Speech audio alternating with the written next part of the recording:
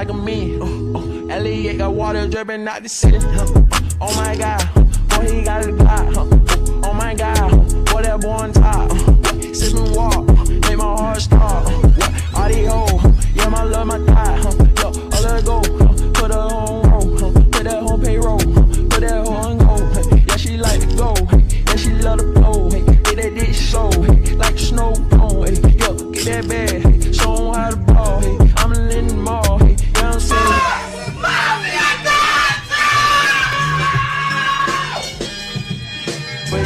Give me a minute, yeah, I need a minute, I'm in a minute, I'm in a minute, I'm gonna tell you, hey, Cardi B and Pippin, Cardi B and kick the shit, yeah, give me a minute.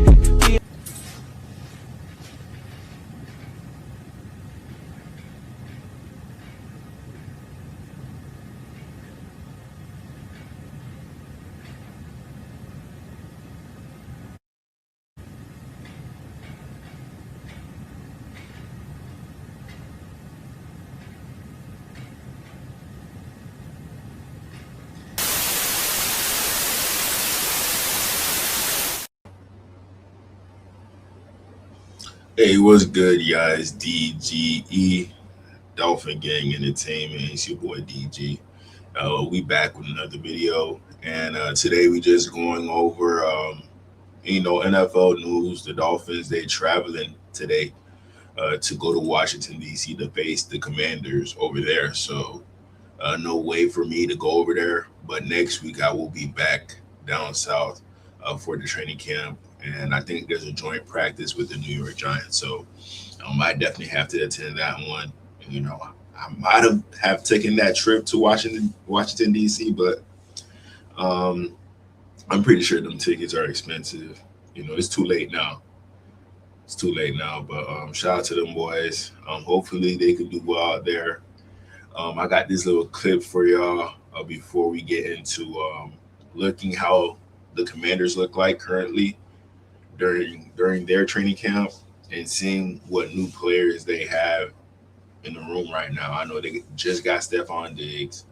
You know, they got a loaded defense. They just lost Larry Tunsil. So we're going to dig deep into all that and just, check out the opponent, Before we get into this, please like, comment, subscribe for more content. And let's get started.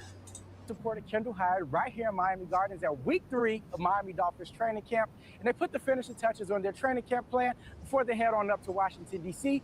for preseason football. You might say there's not going to be any meaningful reps being played. Not so fast. Ladies and gentlemen, it is officially Washington Commanders week. And the big question for head coach Jeff Hafley is, who should we expect to play? Everybody who is on our team right now needs to be ready to play. That's how I see it. It was a message that was loud and clear, and the team received it well.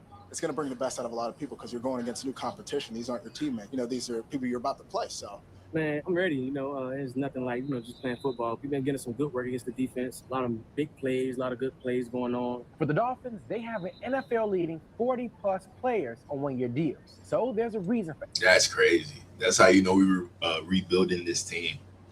41 players. That's crazy. Everyone will put it all on the line with every snap. Season back, been waiting all season to get back to it. New team from home, and I'm just very excited to play with these guys. While he's still looking to become an integral piece to the offense and the team, Devon Achane is looking to be the best running back in all of the NFL and believes the preseason is the perfect foundation to set it all up. I always like to, get in and play, get in and get tackled. It's always nice to go against, somebody other than our defense. For me, I like to get in, get a couple touches, just to, get it going before we get into week 1 when it actually counts. While it's only a few more sleeps until Friday's game day, it's serving as a bit of a family reunion for offensive lineman Patrick Paul and his big brother, Chris Paul. Oh, it's definitely a blessing, two brothers in the NFL. It's going to be great just seeing him work in his craft and in his space, going to his environment and being able to see where he works and how it looks, how people treat him, how he treats others. It's going to be great, yeah. Make sure you stay tuned because I'll have all the updates from joint practice and the preseason game. But for now, reporting to you in Miami Gardens, Kendall Hyde. Shout out to the Dolphins. Good luck to them. Safe travels while they go to Washington, D.C. Shout out to Frederick Dunlap. How you doing? I think Kaden Wallace move was a good one. We're going to get to that. First, we're just gonna check out the Commanders and see all the new stuff that they got going on. You know, um, and I got something with Coach Halfley as well. Let me share that. Yeah. So, like you guys know, Stephon Diggs, he's out on the block right now. He's out on the block, so we're gonna check Stephon Diggs out and see if he's gonna make something happen with the Commanders.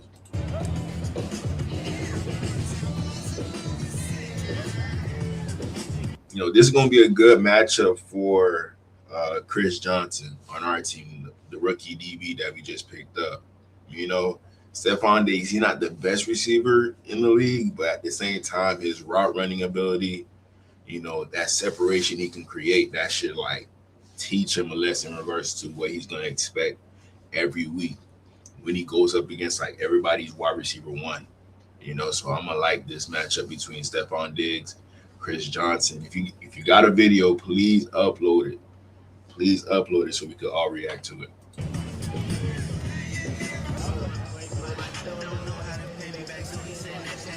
Jaden Daniels, he looks smooth, man. I'm not even gonna lie. Jaden Daniels looks smooth.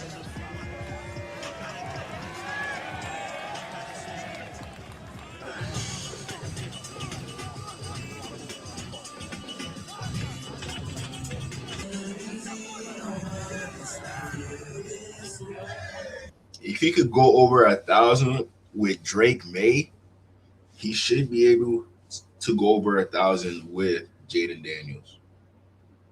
Tell me if I'm not.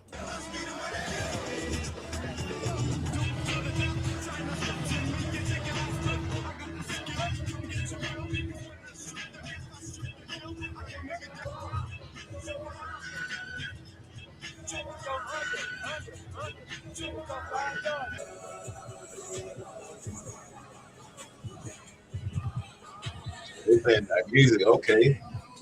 Yeah. They practice lit. I can already tell.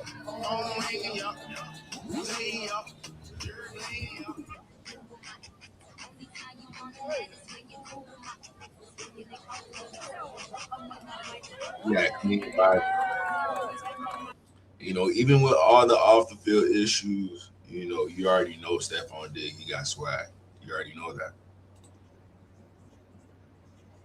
He got a lot of style, relationship with Cardi B, the whole nine, He gotta be a top tier dude to be with Cardi B because she damn near a billionaire, I don't think they together right now. This duo right here, this is a pretty good duo right here, man. Pretty good. Not a lot of height to them, but shifty guys that you got to worry about. Very shifty guys.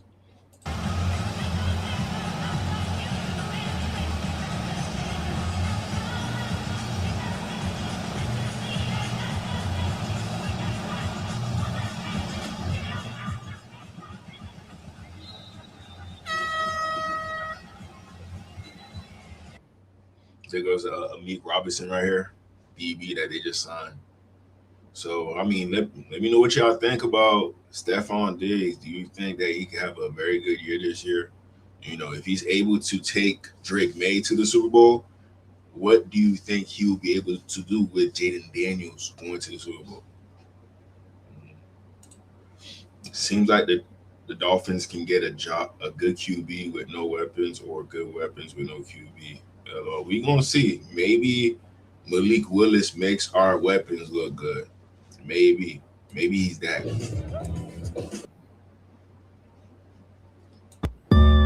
Look at this throw by Jaden Daniels right here. Look at this throw.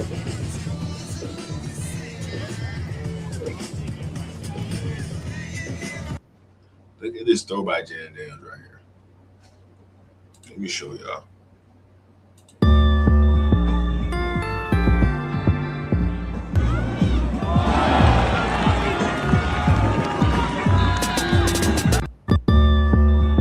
You don't even know who that is. That's a dime right there. That's a dime right there, man. You know, Jaden Daniels, he looked ready this year. That's to Luke McCaffrey, Christian McCaffrey's brother. You know, so Jaden Daniels, he gonna give our DBs that work. He definitely will. You know, I'm not saying he's similar to Malik Willis, but in regards to what they both provide to the game and their team, you know, speed, you know, pretty good arm, you know, moving around in the pocket, throwing on the run. You know, both our quarterbacks provide that. But yeah, I think Jaden Daniels is ready. You know, hopefully the O-line could hold up for him. You know, but for practice, it doesn't even matter. But in regards to the season, we're gonna see if he could stay healthy. You know, he on the skinnier side. So that might be a downfall for Jaden Daniels, you know, in regards to, you know, staying healthy. But we'll see.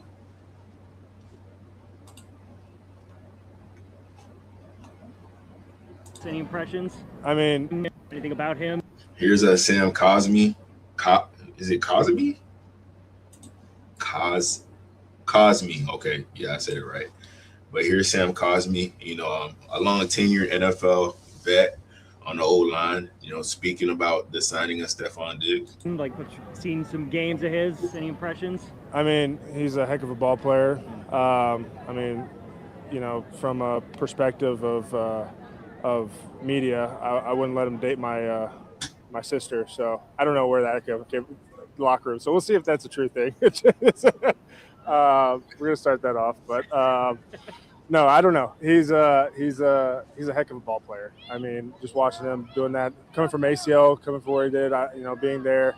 I've been there and I know how hard that is. So having a bounce back year and doing what he did last year was really great. Anything about him? Yeah, so I wouldn't let him date my daughter either. I'm not too sure if you guys remember that video that went viral of Stephon Diggs dating my daughter video. Okay, I got it. I'm gonna show What you. guy on this team would you least like to date your sister? What the hell? Diggs. Why Diggs? Man, no. We're gonna leave it like that. No. What guy on this team would you least like to date your sister? Oh, Stephon Diggs. Why Diggs? He's crazy. He's just outrageous. Don't know what he's gonna say. Just don't know what to expect every day. So he couldn't date my sister. What guy on this team would you least? So I don't know what about Stephon Diggs is making everybody say this, but it can't be a good thing. It can't be a good thing. So Stephon Diggs come with a lot of baggage, but you know what you see on the field is what you get, and he's a good player in my opinion. Putting everything else to the side, Stephon Diggs is a good player. You know, not the player that he used to be, but he's still a good player, and he should be able to still give Chris Johnson Jr. That work on the outside. But I don't know. I seen this picture. Y'all let me know if this is real or not. This got to be AI. No way this is real. No way this is real. Yo. This is wild. Look at this next one right here. This is crazy, yo. This is crazy.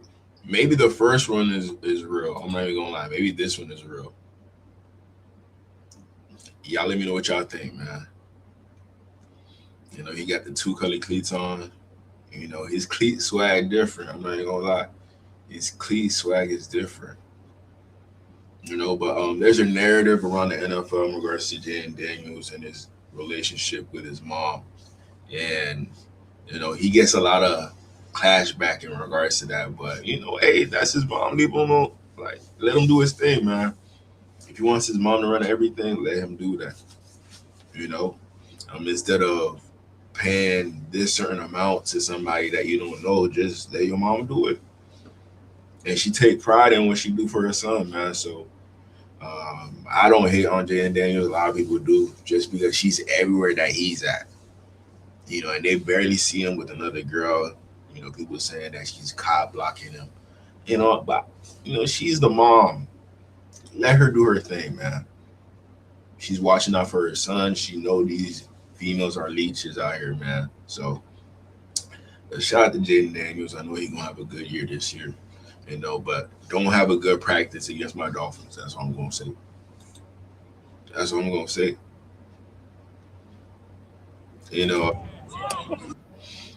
This is Larry Tunsil. Maybe this is why he got hurt. They running routes with Larry Tunsil at practice. Come on, Nathan.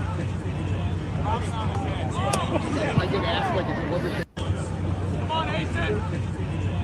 Larry Tunsil out for a long time. We are not sure when he'll be back, but we'll see. Here's the rookie linebacker that they drafted in the first round. Probably the next Micah Parsons, in my opinion. Probably. Does Lamar's mom handle his business? Yeah, she has some say in it as well, but I think Lamar got a team too on top of his mom. That's what I think. But his mom has a main say in regards to what goes on with Lamar. But this is Sonny Styles, an amazing linebacker with good traits. I think he ran like a 4.4 at 250 pounds, 6'4" linebacker. It's getting crazy nowadays in regards to the athletes that are coming out of college. He played at Ohio State last year. He has a brother who plays for the New Orleans Saints, Sonny Styles. But let's check him out, man. Please don't hurt Devon A-Chain at practice. That's all I'm going to ask. Don't hurt Devon A-Chain at practice, please.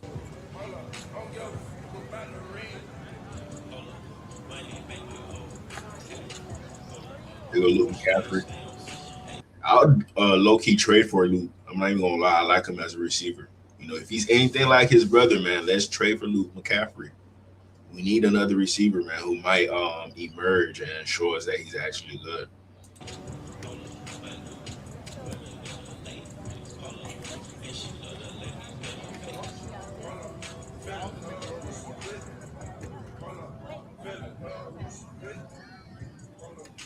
That boy meditating, man.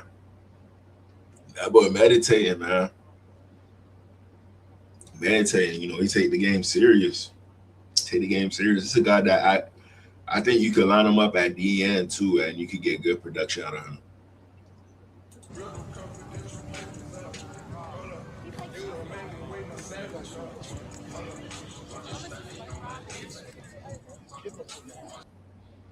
And I don't want to get copyrighted for the music.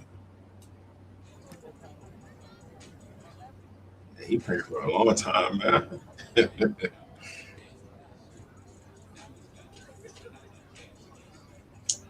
felt like we at practice right now, just watching it. That's what it felt like.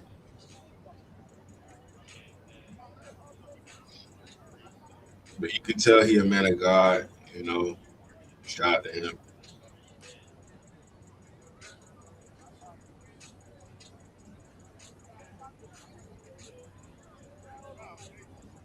Yeah, that was a clean video, though. I'm not gonna lie. That was a clean video, man. It's coming to watch. Here's the new defensive end that the Commanders got. The D-line is not going to be bad for the Commanders, man. They got some guys in there. I'm not even going to lie. They got him. They got Calavion Chason. So it should be a good year for the D-line this year. Good. To provide pass rush and help this defense out. Been here now a couple weeks, getting your feet wet at training camp. How have things going? It's going well. Love the team. Great group of guys. Great coach. Great scheme. The defense that Durante is making. So I'm proud to get things rolling. What appealed to you most about Washington? I'm sure there's a lot of variables that you cared about in free agency. Why did you land here? Like I just spoke on, Durante's defense, him chasing the one-on-ones, attack style defense, everyone going frontwards. And then just a lot of ops for like the D-line. It's a great D-line. You can't hone it on one guy, so that appealed to me. And then just being in an area that I'm familiar with, DMV, so it just all makes sense. Coach me up a little bit on Durante's defense. Everyone keeps mentioning more one-on-ones. Is that just based on the numbers he puts on the line that he gets those looks, or is there more schematically to it than like six-man fronts and things like that? If I told you, I'm gonna show y'all the Commanders depth chart real quick, just so you can see where he's at. You know, Odafe Owe, and on the other side they got Kalavion Chase, Dorrance Armstrong. Not a bad guy to put back there. You know, Josiah Joseph. I think they just drafted him, if I'm not mistaken. And they got Drake Jackson. You know, a USC kid, not too bad. And they first two linebackers, Frankie Louvu, he's low-key an edge guy as well.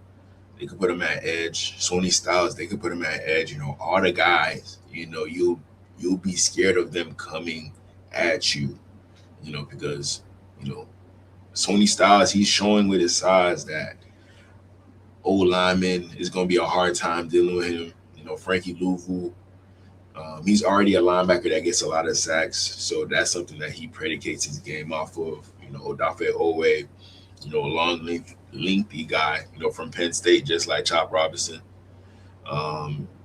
He's going to get those sacks. Even though he wasn't productive at Penn State, he ended up being productive that last year that he was with the Chargers, I think. You know, I think he got 11 sacks. I could be wrong. So, yeah, man, Leo Chanel, that's a guy to keep an eye out for. You know, they got Rasul Douglas. So that should be a good matchup in regards to our receivers going up against Rasul Douglas. You know, a guy who could get picks. They got the Trey Amos guy. I think he dropped, first round the other year, if I'm not mistaken. So he should be good work for our receivers. Mike, great work right here. Good nickelback. Amik Robertson, you know, a tough guy, was with the Lions last year. So we should be able to get some good work in regards to these DBs over here. Very, very good work against the Commanders, but that D line is going to be crazy. Javon Kinlaw, 6'5", 6'6", Deron Payne, one of the strongest D tackles in the league. You know, Tim Settle, you know, underrated. Jerzon Newton, you know, Illinois guy, I liked him coming out. You know, Charles Omenu, 6'7", you know, 280, 270. Dietrich Wise, Byron Coward, this D-line group is deep, man. Very, very deep. So we should get better coming out of this. Hopefully nobody gets hurt, though. Hopefully nobody gets hurt. The answers, man. We wouldn't be, you know, hitting on all the cylinders like we want to. But I will say this, that he does a good job of confusing the offense, putting a whole bunch of different looks out there, teaching us all different looks, so that they don't get, you know, familiar with what I'm doing, or let's say Deron Payne is doing. So, yeah.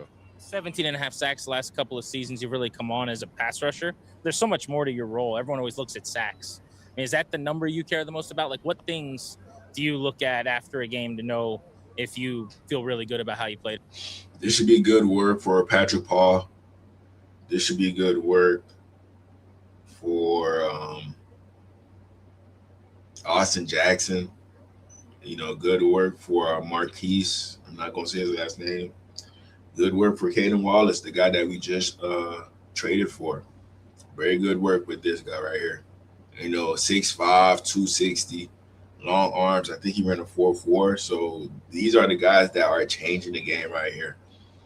You know, if your quarterback do not run a 4.4, this guy could hawk you down because he run a 4.4 and he's 6'5", 260. So that's the crazy thing about the evolution of the game of football. Just guys like these that are defying, you know, physics pretty much. They're not. Sacks is good. Obviously, that's what I paid for. That's what, you know, brings all the cameras and videos and the hoorays and stuff like that. But to be honest, I'm more focused on, like, you know, impacting the game. I might have a game where I have like 40 pressures, some crazy number, not 40, but some crazy. 40 would be nice. I'll take 40 that. would be nice, but, you know, no sack. But, you know, other guys on the defensive line have a bunch of sacks. So it just, my impact and you know, just ending up with that W. That's really the big thing. Football's getting more analytical. Are you into like win rate, pressure rate, any of that stuff? Do you dive into that, or you don't really mess with the numbers too much? I do, because sacks really is kind of like a misleading stat. So you can do nothing the whole game, fall into a sack, and you know you'd be looked at as productive, but you can have a bunch of pressures, TFLs, like no sack, and people say, okay, you're not a pass rusher, but everyone on your line has a sack because, you know, you're forcing double teamed, or the protection is being shifted and stuff like that. So I like analytical stats. Adafe Owe on 106.7 The Fan, talking Commanders training camp. So if you compare yourself now to like early career Baltimore before the Chargers, how are you most different as a pass rusher in terms of diversifying the bag a little bit? I just freedom and confidence just to use the moves that I know I have. Do you have like different new moves than you had, or is it just mostly sharpening the same ones? Yeah, it's sharpening the same ones. Like I said, it's just more of a freedom that I've had here in the Chargers. That I wasn't gonna play the whole thing, but let's go on to the next one. Here's the new tackle with the injury to Larry Tunsil, Brandon Coleman.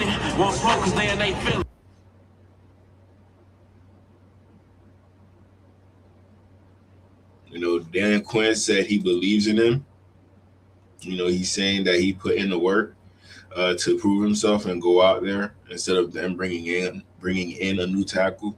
But I feel like before the trade deadline, if he doesn't show any improvement, they'll bring in another tackle to play left tackle. You know, they'll probably spend like maybe a second, third round pick on a decent guy.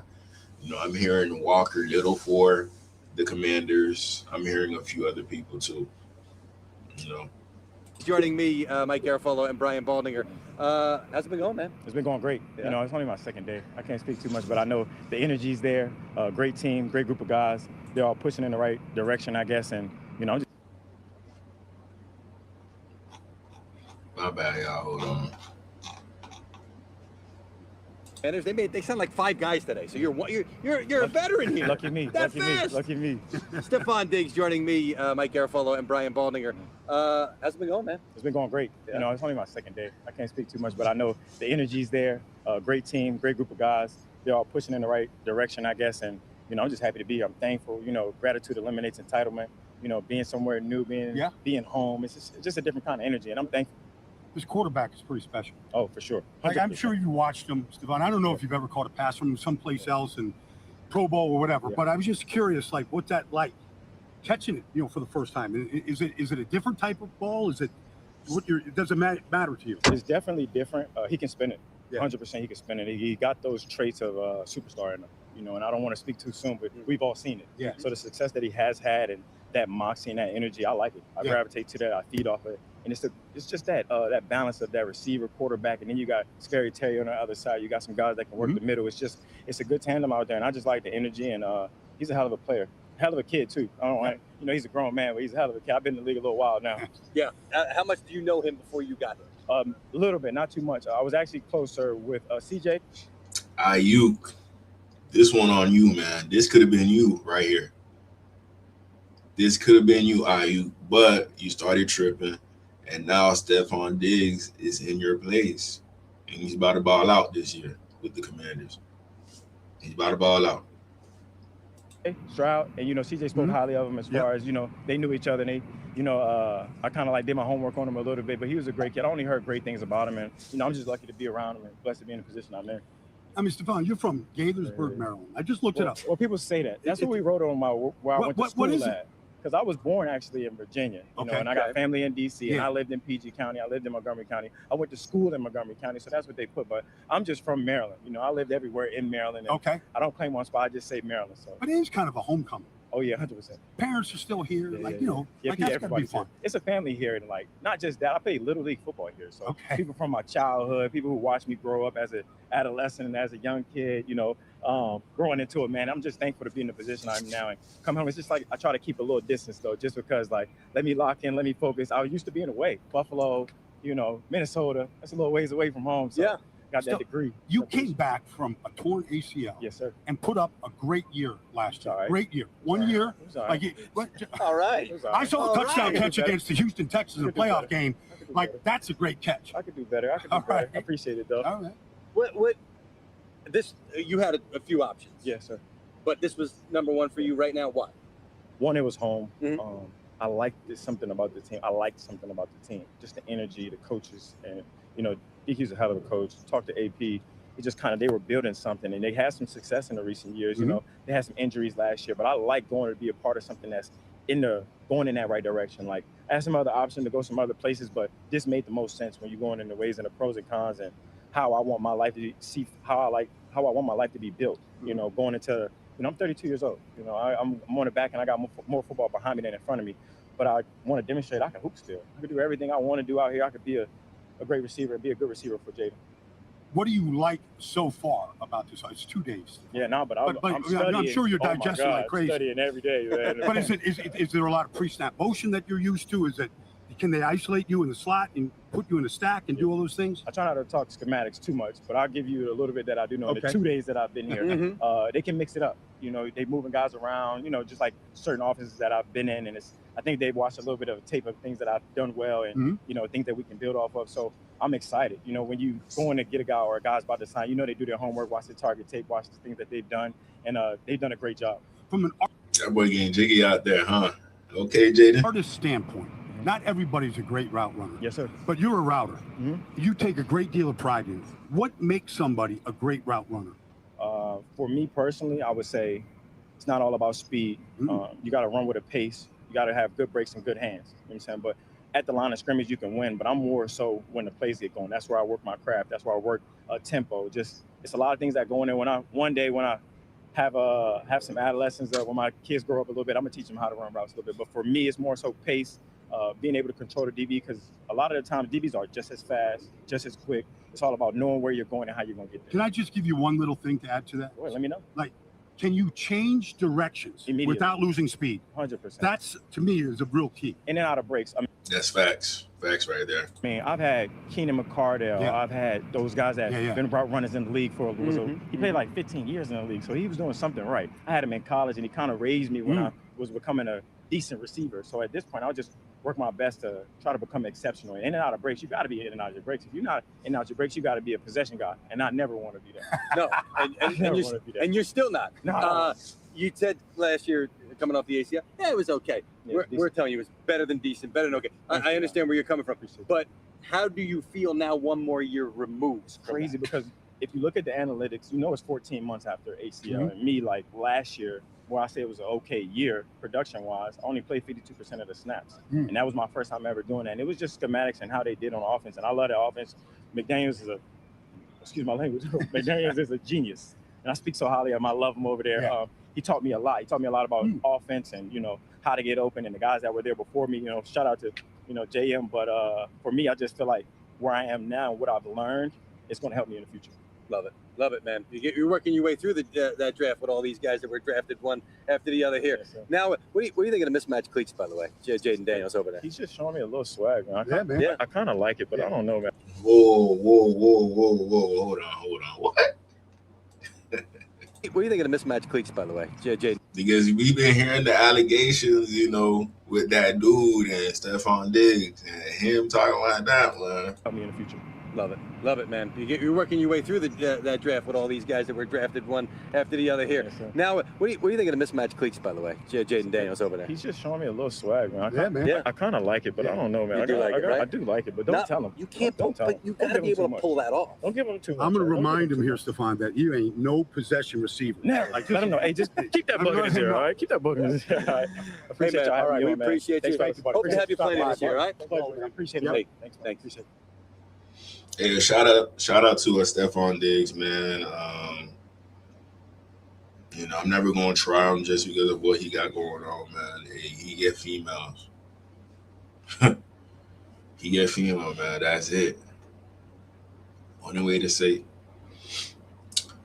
Here's Chris Sims. He's saying that Jaden Daniels is too skinny. The same thing I was saying. He is not height-wise. Yes. how Narrow slight he and- is yes. of frame Yeah. when he's got these guys chasing him around. And you either got to add some natural armor or you got to avoid contact if you're going to be that size. Yeah, no, it's a worry. It worried people coming out in the draft. It worried me. I mean, it's one of those things where I remember watching him. It ain't so. It ain't so. Arizona State, turning the TV on a Saturday night, going, let's watch some old Pac-12 football here, and going, damn, he's got some talent, but damn, he's more than skinny for football. Like that's not. It's almost not a football body altogether. It's the kind of body you really see with a basketball player, right? Basketball players are 6'6", 195. You know, things like that. Think. He trying him low key. He trying him. But he is, though. He's like a skinny guy, like 6'5", 190. That's what he looked like. About that. Michael Jordan in his prime was 6'6", 195. I'm 6'5", 235. I mean, I look like the Incredible Hulk next. So, yeah, it's a different type of body that way. And that's one of the things you do worry about. And you're right. He's got to be careful, and he's going to have to maybe adjust his game a little bit. And it's not big legs. It's not a big butt. It's not broad shoulders. But he is an incredible athlete, and he's going to have to use that to stay out of harm's way. Yeah, man. I low-key agree, but I still think Jaden Daniels is a baller. I still think so. But coming into this year, I don't see the size difference. Maybe he gained a little muscle, but I still don't see it. Yeah, Chris, he be saying shots sometimes. He gonna keep it. He gonna keep it real, and he gonna criticize you on what he needs to criticize you on. So that's why I respect Chris Sims, man. We all know that Jaden Daniels.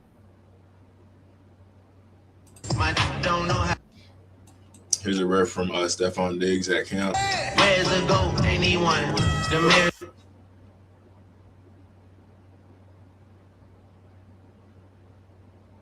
See.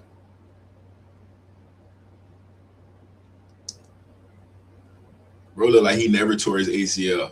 Maybe I could be wrong. That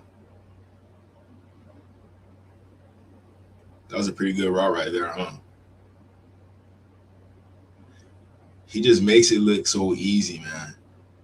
He makes it like, come on. But he been doing this since Maryland.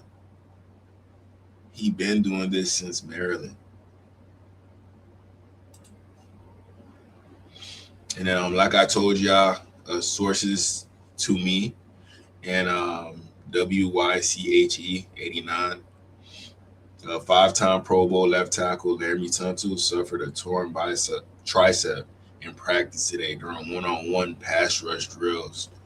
He'll likely require surgery and will miss at least a significant portion of the regular season, man. So this is a big blow. You know, the Commanders trying to come back from that bad season that they had last year. And Laremy Tunsil, he's like a key factor in regards to their success towards getting to where they want to get to, which is probably a Super Bowl for sure. They got the quarterback, but they need the O-line to keep them up straight. You know, but not having Laremy Tunsil is a big blow to that O-line. Very, very big blow, man. You know, Laremy Tunsil, former Dolphin too. You know, we got a lot of picks for Laremy Tunsil, but we still couldn't get it right. You know, because of the GM that we had. You know, couldn't evaluate players. You know, I know we had some issues with Miami Daniel and whatnot. You know, but Chris Greer, man, you look back at his drafts and he did a bad job. Simple as that. Simple as that. You know, that whole draft class, who we still got left from that Tua draft class, who we got left? Nobody. He butchered all those picks, man, all those picks. So, Laremy Tunsil, he was a good one, though. He was a good one. He was an obvious one as well. You know, 5-star recruit coming out of Florida.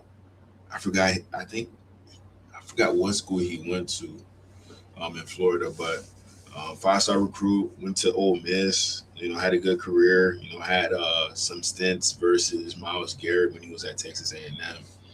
You know, a very good tackle, and he's gone against the best of the best and shown year in and year out that he's still one of the best tackles in all of the NFL, for sure.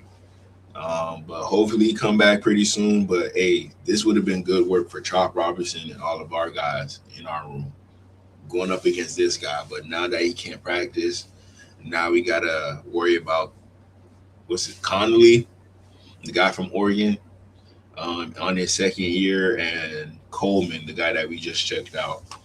Those are the two tackles. I don't know if that's going to be good work for our guys, but at least their interior, it's okay in there. The interior is okay.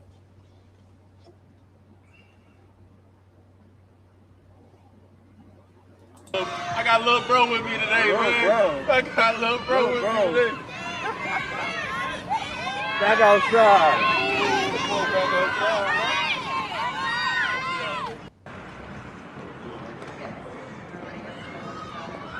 Oh, I got little bro with me today, man. I got little bro with me today.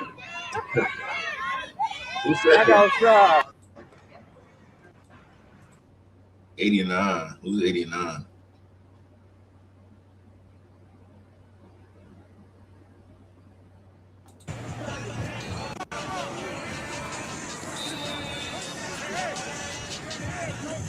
That's Rashad White.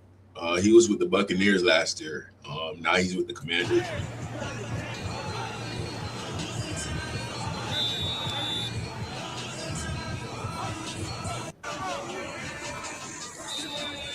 This guy a DN, man.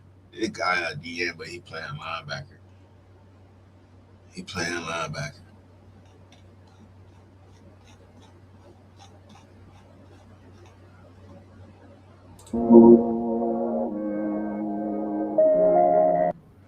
There's a Jaden Daniels throw to Stephon Diggs.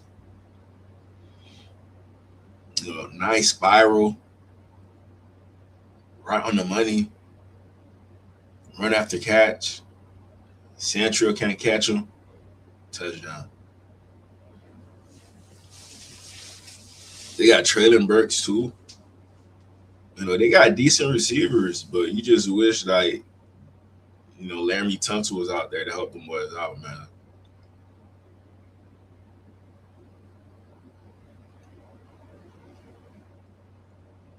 Laramie Tunsil getting hurt, they definitely losing a few games with Laramie Tunsil out. Definitely losing a few more games. They go up Frankie Louisville. The Samoan linebacker, 58. I think he was McGee something. I forgot his name.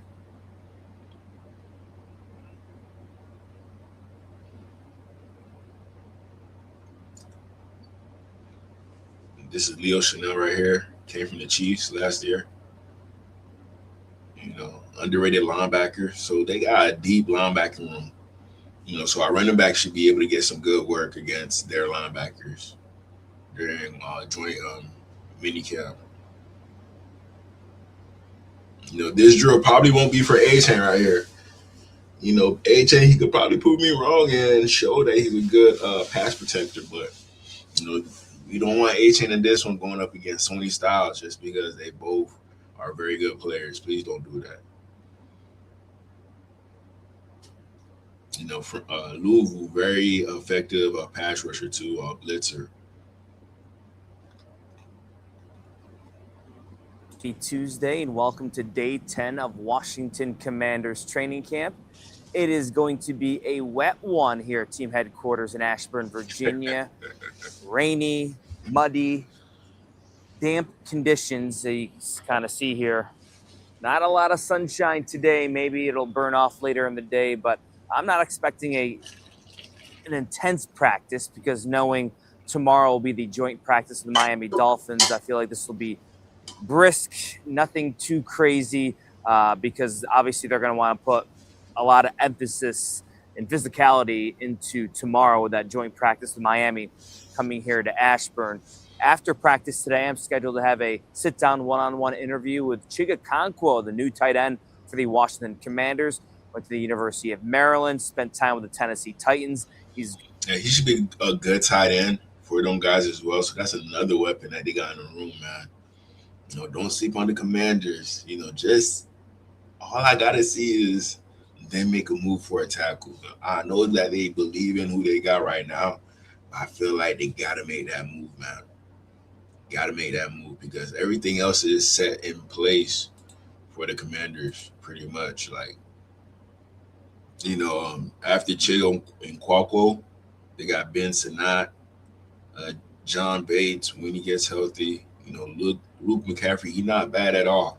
De'Ami Brown, UNC, Van Jefferson, shout out to my Florida boy, Jalen Lane.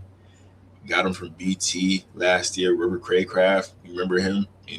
When he was on the Dolphins. Nick Nash, I believe he went to South Dakota State.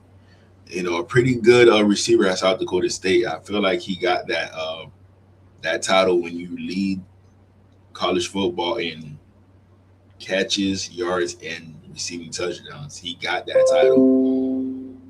title. So I'm kind of, I don't know why he hasn't found a role yet on a team, but he's been hopping from team to team trying to find that right team to stay on. So be on the lookout for him. Antonio Williams, they just drafted him from Clemson. Stephon Diggs said he's not that bad.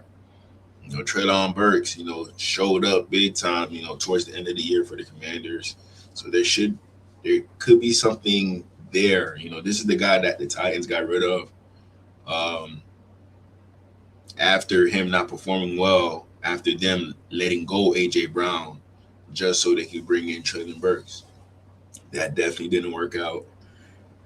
So these guys should all work with Jaden Daniels. The running back room, you still got to see somebody emerge as that RB1. But other than that, everything is okay. You see, they already took Larry Tunsil all the way to the back. All the way to the back, man. Foster Terrell used to be a 5-star recruit. He might have a chance. Andrew Wiley, decent guy that could come and compete for that starting role. Brandon Coleman. That's who he's saying is going to start. That's who they're saying is going to start. But we'll see if this O-line is sustainable enough for the Commanders. The D-line and the defense, I'm not really too worried about. They could use one more person in the DB room, but for the most part, they should be okay on defense. They should be okay. I agree, fam. Chris, be holding players accountable. Yeah, for sure. For sure. They got some linebackers. Not the deepest. I like our linebackers more, but they got linebackers, though. I give them that. Going to be one of those weapons for Jaden Daniels alongside Terry McLaurin and Stephon Diggs. So Chig should have a lot of success here in Washington. Looking forward to getting jiggy with it. Chigakonkwa coming your way.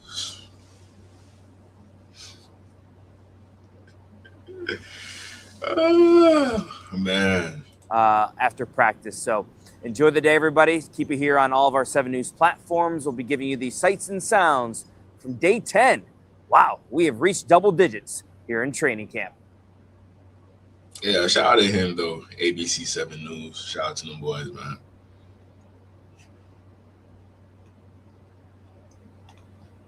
Important to us, and I want to see how many reps each guy. Everybody will be available to play on Friday night. The practice is going to be really important to us, and I want to see how many reps each guy gets and how we come out. So I'll base the reps played by how many reps we think each guy can handle within that real 3-day period. Mm-hmm. But as of right now, everybody who's capable of playing will play in that game. Everybody will be available to play on Friday night. The practice is going to be really important to us, and I want to see how many reps each guy gets and how we come out. So I'll base the reps played by how many reps we think each guy can handle within that real 3-day period. Mm-hmm. But as of right now, everybody who's capable of playing will play in that game. He's talking about the Commanders game. We'll see what happens. I'll definitely be live for it, or I'll just hop on live right after it. We'll see where I'm at that current moment. But shout out to the Dolphins, man. They took that trip out there. Definitely take that trip. Shout out to TD.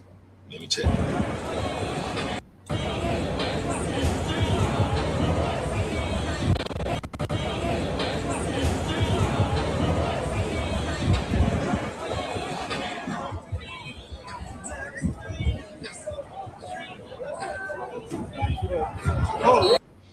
good throw off platform, man. Pretty good throw off platform.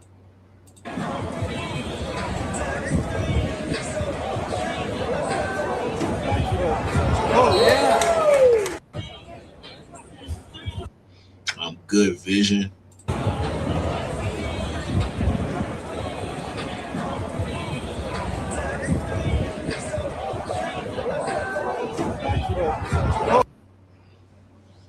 don't ever think I seen Tua do this at practice before. I don't think so. I do not think so, man. Let me see what else I got for y'all. X.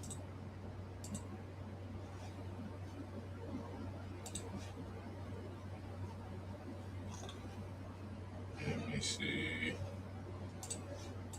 Was all kinds of awesome. And what's your recollection of, if I'm not mistaken, you coached Darrelle Revis in college. You were his position coach in college, Jeff? Is that true? Yeah, I had Darrell his junior year, and then I actually had him for a year in Tampa when I was a DB coach in Tampa, so I got to reunite with him. Just the ultimate competitor. I mean, just a different mindset, even in college. I mean, I don't think anyone caught a ball on him until like week 5, and I think it was against Syracuse. They caught a comeback on him, and he was so angry, and I was like, oh my God. So I think actually you bring up a lot of memories. I think 2 balls were thrown his way in the first 3 weeks, and I think he took them both back for touchdowns, and I was like, gosh, I'm really a good coach. And then Rich, once he left, I was like, oh my God, I'm a terrible coach, and I'm never going to be able to get anyone to play like him again. What happened to my magic? And it turned out it wasn't me, it was Revis. But mindset was incredible. I mean, what a competitor, what a player. I mean, and he came in, Mr. Aliquippa, you know, part of the That's cool that Hafley worked with Darrelle Revis, you know, previously back in the day. So whenever ideas and thoughts that he shared with Darrelle Revis, he could share that with Chris Johnson, you know, the rookie that we drafted. So I like hearing about other guys coaches worked with, just so it could like translate with the guys that he's with right now, if you get what I'm trying to say. So Hafley seemed like he has a lot of experience working with a lot of good players. I guess Tony Dorsett, Ty Law, if you will, type of hype coming into Pittsburgh. But what? And so you could already tell he was a cut above in that room in college. Yeah, I mean, he was just different. The way he could press and get his hands on people. I mean, he was a punt returner for us too. I think he won an SP for one of his punt returns against West Virginia in one of the backyard brawl games. It was one of the craziest returns I've ever seen in my life. He actually, when he got to Pitt, he was good enough in basketball, and in Pitt basketball at that time was rolling. Where I think he played as a freshman, and then I think it was too much, and he said, you know what, I'm just going to focus on football, and he made the right decision. But just super athletic, strong. I could play man as good as anybody I've ever been around. And, you know, I've been around a couple of those guys. You know, I got to coach Rondé when I was in Tampa, and just see how special players, just how they approach the game and their mindset, how competitive they are. And I'm just really lucky to be around, you know, 2 Hall of Famers. And, you know, if hopefully Sherm will get in when his time comes, and it will make it a 3rd. Yeah, you were in San Francisco with Richard Sherman, and you just alluded to the fact that he's Richard Sherman. Richard Sherman, come on, man. Darrelle Revis. You know, even being in the room around those guys, you could tell Chris Johnson exactly what those guys did on a daily basis. You know, him as a rookie, he gonna love the fact that you're giving him knowledge in regards to Hall of Famers and how they got there. You know, if you do that on a daily basis, you'll be a Hall of Famer too. So, you know, with me hearing this, it gives me confidence that Chris Johnson should at least be an average DB for us this year. You know, it seems like he's not scared of it either. You know, he's up for the task this year of being cornerback 1 or 2. You know, Juju Brents, he's already dealing with some injuries, so it looks like it's going to all be on Chris Johnson's hand to elevate this DB room. You know, he's a first ballot candidate next year. What made him a cut above, Jeff? Same thing. I mean, one, now huge corner, and the way he saw the game, I mean, just the way he was able to play cover 3, and even all the things I learned from him, Rich, what he saw, why he saw it, how he jumped routes. Such a smart football player, and the way he could play the ball, but he could also press. He was strong. He had really good length. But again, you want to talk about, and it's something I try to talk to the young players about, the mindset of these guys. It's just like, I'll give you an example with Sherman walkthroughs. Like if Kyle said, hey, we're going to shadow and let the offense catch the ball in a walkthrough so we can work a 2-minute drill, like Sherman wasn't going to let that happen. He was not going to let a ball be caught on him. It was just not okay with him. It wasn't okay in a walkthrough. It wasn't okay in practice. It wasn't always okay in a one-on-one. And he was just going to kill himself to make sure that no one caught a football on him. And I just, nowadays, it's like, yeah, a guy caught a ball on me, tag off. A guy caught a 5-yard pass on me, you know, do some kind of like, I just strapped them down. Like those guys didn't do that. Like they just went out there and just, I don't know, it was just different up here. So really fortunate to be around guys like that. Jeff Hafley, Miami Dolphins. So you think he not telling Chris Johnson that? You think he not telling Chris Johnson that in the locker room? Like them guys, they're not celebrating after every pass deflection or interception. You know, they humble and they continuously do it. You know, they're consistent with it as well, and they don't brag about it. Head coach here on the Rich Eisen Show. Our radio audience has returned talking about some Hall of Famers that he's coached in other places before becoming the HC in Miami. And listen, I mean, Hall of Fame players, you know, wake up with the talent that's needed, and then, or many people wake up with the talent that's needed. Let's put it that way. But Hall of Fame players add a burning desire to be great to it. How do you coach that, right? I mean, how do you find those players? You know, you starting out now in Miami trying to create a culture, but how do you knowing what it looks like try and instill that?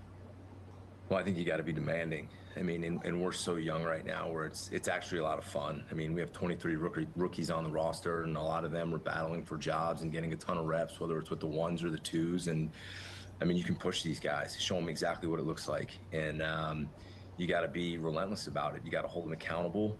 You got to be demanding. And now we got to love these guys up, and they're going to make mistakes. But just the way right now they're going about practice and our coaches are coaching them, you know, it will take a little bit of time with these guys because playing as rookies is hard. But I think we're in a pretty cool space right now to be able to do that and really get on these guys and teach them the right way, teach them what it looks like. And it's just all the little things and the details that's been fun right now. And in terms of bringing the players in, you know, you and John Eric Sullivan together now from the Green Bay system, did you choose the players in the draft having already sort of kicked a tire to know that they're ready for that type of coaching? Was that part of the process over the last few months? I think part of the process is finding guys that love football. And I think Sully and his staff, they did such a good job. And then, you know, a big thing for me is when, you know, Sully and I constantly talk, and you talk to the scouts and you talk to everybody in the draft room, and what do they say about him? Does he love football? And then to me, it's how tough they are. And it's when I watch tape, whether it's late in the game, how hard are they still playing? When their team's losing, how hard are they still playing? Do they celebrate with their teammates? Do they do all the little things on tape that don't talk to me that you love football? Because everybody can say you love football, but I want to see things that show me they love football. You know, how physical a guy comes down and how excited he gets and the juice that he has with his teammates and how a corner might get off a block or a wide receiver straining down the field. Like all those little things. I mean, if you get guys that are made up the right way, you're going to have a pretty good chance. Jeff Hafley here on the Rich Eisen Show. So how is Malik Willis handling being the one there in Miami in his first training camp and offseason? He's doing a nice job. I mean, clearly he's getting the reps, and I think that's new for him, right? As a backup, you're kind of with the 2s and you're rotating in, but he's getting the reps with the 1s, and you see probably... I believe in Malik Willis. Man. The biggest thing, his confidence. It's just his confidence is starting to grow. He's understanding the scheme more with Bobby Slowick. He's starting to lead more because he's feeling that confidence and understanding that, you know what, I'm going to take over this offense, not just as a player, but it's my time to lead these guys. And you can start to see him vocally grabbing a wideout, or the other day he got the offense together before practice to kind of go over some stuff. So it's been fun to watch, and he's going to continue to develop and as he gets playing time. Jeff Hafley here on the Rich Eisen Show. And in terms of evaluating Malik Willis, conversation you hear so many times when you build a team, certainly around a young quarterback who's doing it as a starter for the first time, is you got to surround him with the talent to see what he can do. And Jalen Waddle gets sent to Denver, and it's caused a lot of confusion amongst people. Yeah, that definitely confused me right there. Definitely confused me. Why would you get Malik Willis and trade away Jalen Waddle? You know, maybe having Jalen Waddle still on the team would have made it too easy for Malik Willis. You know, and then we probably would have found a franchise quarterback. But the fact that you traded away Jalen Waddle, now we have to figure out what receiver is going to help Malik Willis become good. But if none of the receivers have that capability, then we're out of luck. We're definitely out of luck. So you're bringing this kid in, you're going to give him this chance, but you send away a guy who Denver thinks so highly of, and obviously your team thought so highly of as well, but you're sending him away. How do you respond to how you're able to evaluate him based on the roster that's around him? Yeah, I mean, one, I think you look at our O-line. I mean, we've got some really good players in the offensive line. Brewer, I think, is, you know, one of the best leaders and one of the best guys on our team, and I think he's one of the best centers in the NFL. You know, we drafted Proctor in the first round, and he's done a really good job at guard. You know, Jonah was a high pick last year. I think his confidence is back, and he's doing a really nice job. Pat Paul, really good offensive tackle. I think he has a chance to develop into one of the better tackles in the NFL. And I just think that group is starting to gel, and I think it's important to protect him. You know, we signed Achane, and I think Achane is one of the top backs in the league and probably doesn't get as much credit as he deserves, not only in the backfield running the football, but as a guy you can kind of spread out. And then we got a bunch of receivers right now fighting and getting better. You know, Malik Washington's had a really good camp. Greg Dulcich has had a really good camp. Caleb Douglas is a guy that we drafted and loved in the draft, and you know, he's had really good moments, and we got other guys fighting. You know, so Malik's done a good job, and he's developing really good chemistry with the guys around, and we're going to do everything we can to protect him and his teammates the same way. What will you allow about the amount of touches Devon Achane is going to get there in Miami? What sort of heads up can you give the fans here on that? Well, I just gave Achane a heads up this morning and told him he better be in good shape, because I told him there might be some games where I have to pick him up and carry him back into the locker room because he's going to be so tired. And I told him I don't ever want to see one of these head taps. Hey, I like this coach, man. I like this coach. I hear what he just said, man. To pick him up, and just gave Achane a heads up this morning and told him he better be in good shape, because I told him there might be some games where I have to pick him up and carry him back into the locker room because he's going to be so tired. And I told him I don't ever want to see one of these head taps all year. And he looked me right in the eye and said, "You'll never get that head tap from me." I said, "Don't worry, buddy. After you touch the ball 40, 45 times, I might have to pick you up and I'll carry you back into the locker room." Are you telling us like the game plan right now? So Achane about to get the ball 40, 45 times in one game. Okay, bad. Just as long as we win. Because Achane did mention he feels like if he's able to get at least 100 yards every game, that'll put the Dolphins in good position to win that game. That's what Achane said. I love the guy. I mean, you want to talk about a guy with some juice and a guy with personality starting to come out and a guy who's starting to become a leader. I just like those guys who can kind of give it back to you a little bit and have some fun. And I think I would say this about him, Rich. He's one of the smarter players. When you talk to him, like today in a walkthrough, I was kind of like, "You're not going to pick up this blitz, watch." And he's like, "Yeah, we're going to do this and that." It's like, he's really a smart football player, and it's fun to go back and forth with him. And he's got this fun energy about him. You know what, Achane? Well, you know what, Achane, you're really smart. You're a really smart guy. I've watched many games in my days with Marshall Faulk, and I would watch a guy get 2-3 touches in a row and then do the tap of the helmet thing, and he would lose his mind. You know, he would lose his mind. Like, what are you doing? Like, the offense is running through you. You're getting the touches because you're good at it. What are you doing this for? And he would lose his mind, Jeff. Yeah, I'm gonna. If Achan starts tapping his head and you ever see that in a game, I'm just gonna start doing this to him and start beating my head and giving him the ball again. I'm not letting him tap his head. Now, look, man, he's gonna get tired. I mean, and he can just kind of sneak off the sideline and look at me and wink or something, but he's not gonna tap his helmet. Okay, very good. I appreciate that. We will keep an eye peeled for all of that. Achan got stamina. Achan definitely got stamina. Like, he different, man. A unique player, very unique. Do you play the nobody believes in his card?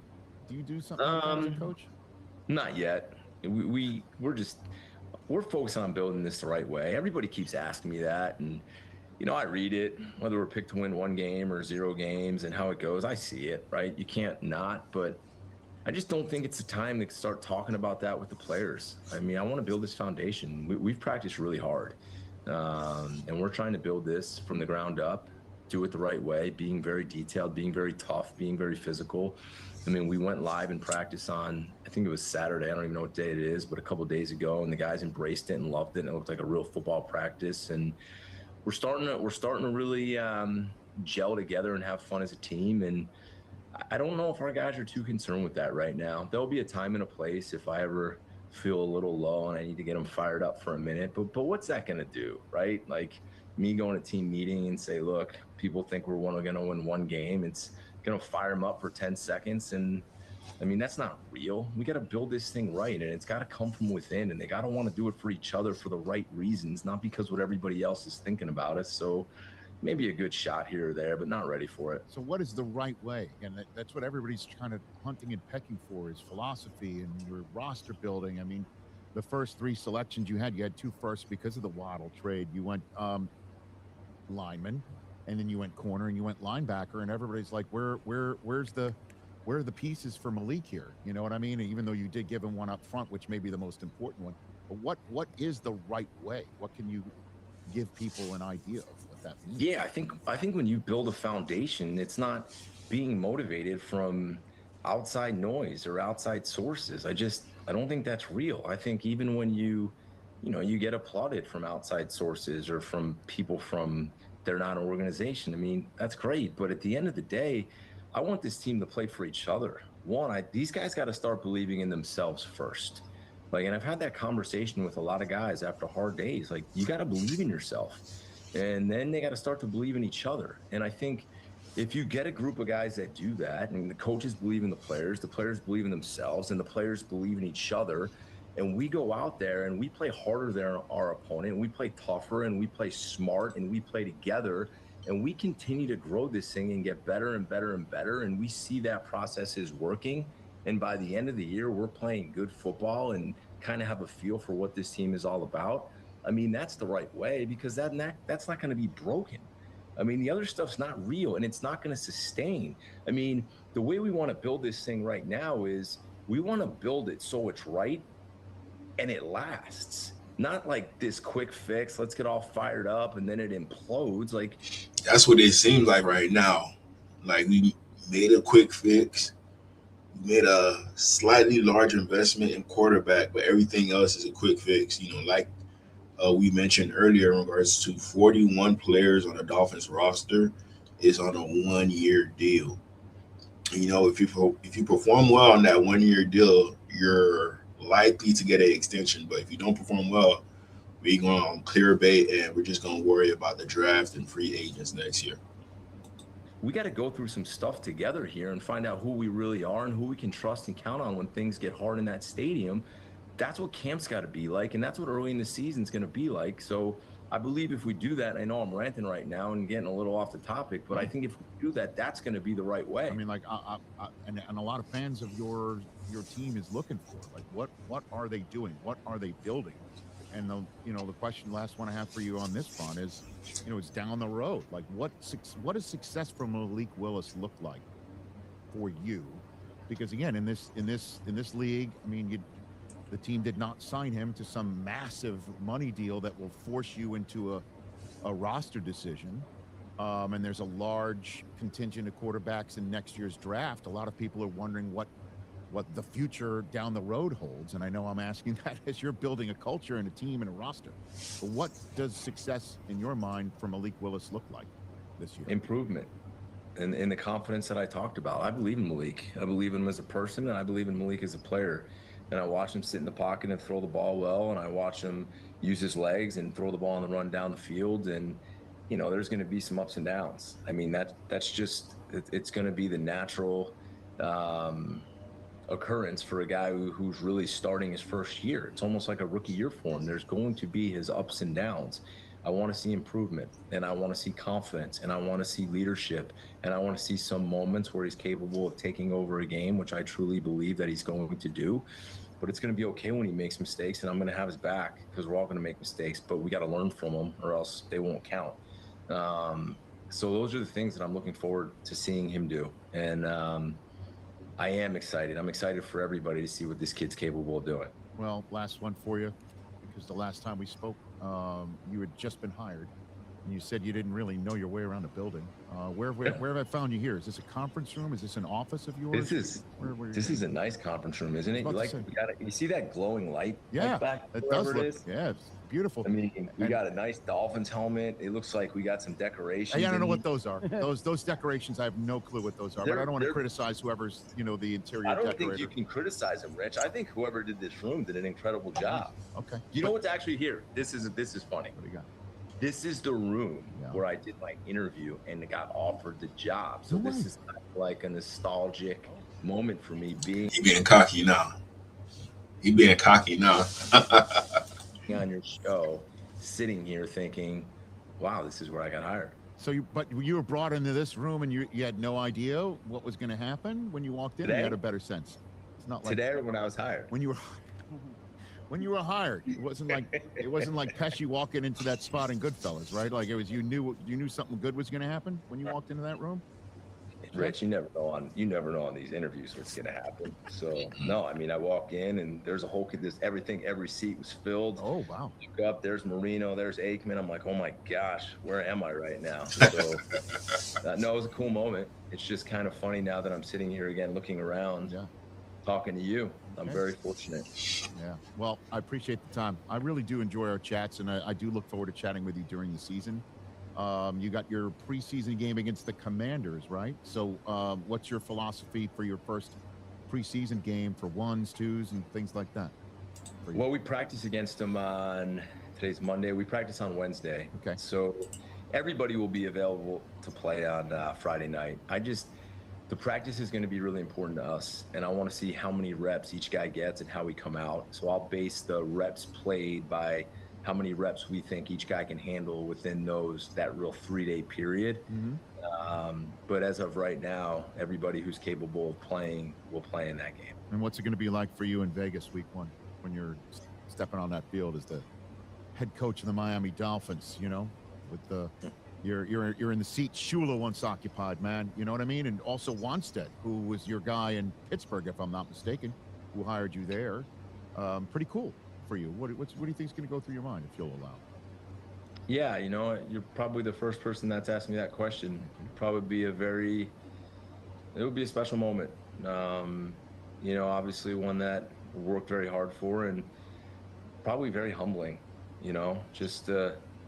I don't really think of myself often as the head coach. I just kind of go about my day and, take a step back and think about all the people who helped me get there and all the hard work. It will probably be a pretty emotional first moment until the ball's kicked off, and then I'll get back into coaching mode. But humbling, grateful to everybody who've helped, and I'm looking forward to it. Jeff, appreciate the time. You be well, Coach. Yeah, shout out to Coach, man. Shout out to Coach. I like this guy, man. When we first hired him, I had my doubts. But, the season hasn't started yet, so we got to win games first for me to be all in on this coach. The record right now is 0-0. If we get a winning record, make the playoffs, then, I feel like that's a good year. Even though we've been trying to, get that playoff win, I'm not going to put that expectation, especially with the roster that we have right now.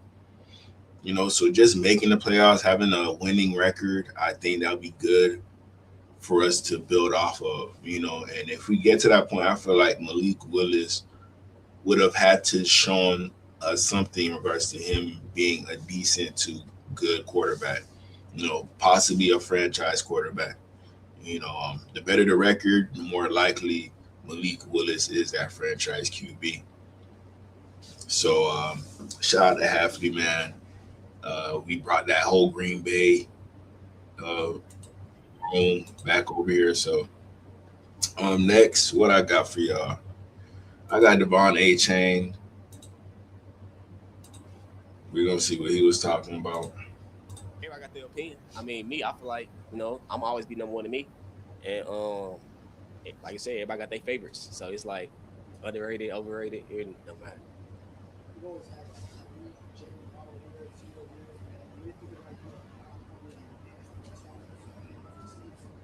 It's great, man. Like you said, to come with the role, and I feel like I'm ready for it.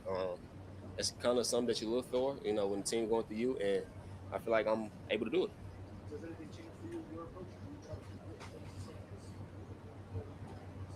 I mean, the same thing, man. Like, nothing change. I feel like when you trying to change stuff, I feel like it kind of like sort of don't go your way. But you keep doing what you're doing, when you keep doing what you know is right and what's good for you, I mean, it kind of fall in place.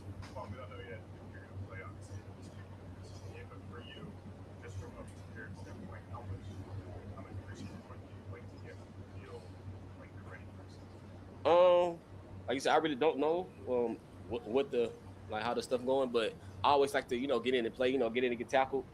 And it's always nice to go against somebody other than our defense. So and it is game simulated. So it's for me, I like to get in, get a couple touches, get tackle, fall on the ground, just to get it going before we get into week one when it actually counts.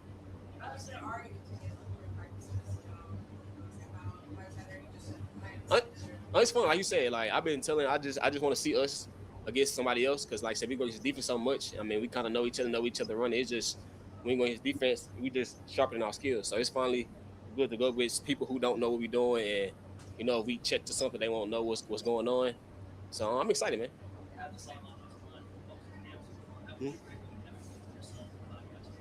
Oh, we great, man. Like you said, we just keep working day by day, and I feel like we always communicate out there. And once we offense get together going on one page, I feel like we make plays.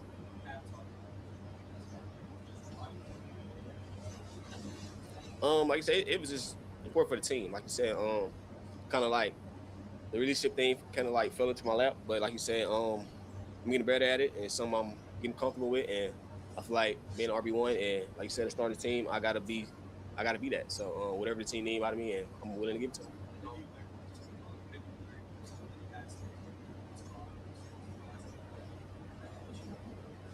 Just when something needs to be said, like don't hold nothing in. Like say it, even if it's it ain't gotta be rude or nothing, but like sometimes the team like we need that. They need to hear somebody talk, and when they need that, I need to be the one.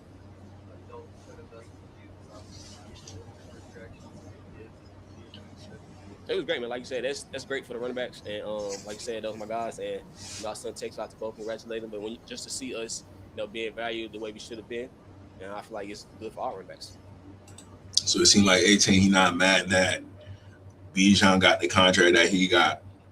Jahmyr Gibbs got the contract that he got.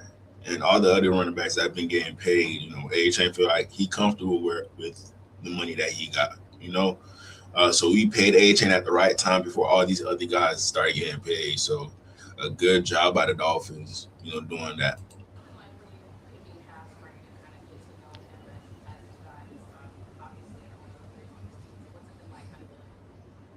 It was good, man. Like just to see like what they're thinking on the defense side of the ball. Like say he is a defense coach, he our head coach, but he on the defense side of the ball. And just saying what they're calling, what they're checking to, and just giving them a hard time. Asking them, like, can I get some single matchups? Now I don't want to be double team all the time. Just having fun with each other, and seeing what he's seeing from us and what we seeing from him.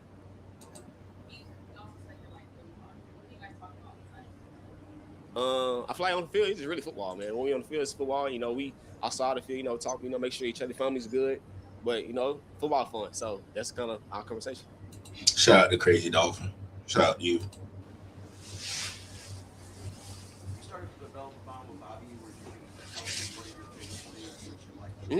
Most definitely. Bobby always coming to me, man. Like when we're in 2-minute situation, he always coming to me like, okay, if we get into third down, what play you want? Like, do you want to run the ball? You want to route? Like, so we've been built that relationship going on from last year. So I feel like that's good to have because if I see something that I want and I feel like I got a mismatch there, I can go up to him and be like, okay, I think we should run this, and he don't got no problem calling. Hey, the offense run through A-Chain, man. I know that for a fact. This offense run through A-Chain. Man, like I said, he dropped the ball today, and I told him like it's gonna come back. Like it happens. Like what I'm saying, I dropped the football before. Like it's not something that just don't happen as part of the game. But just see him, go out there and then catch a wide and go for like 20, 30 yards. And I told him like it's gonna come back. Just because you make one mistake, that don't mean like you just not gonna get no more opportunities. As long as you capitalize on opportunities when they come after that and how you respond, and I feel like he'd be good.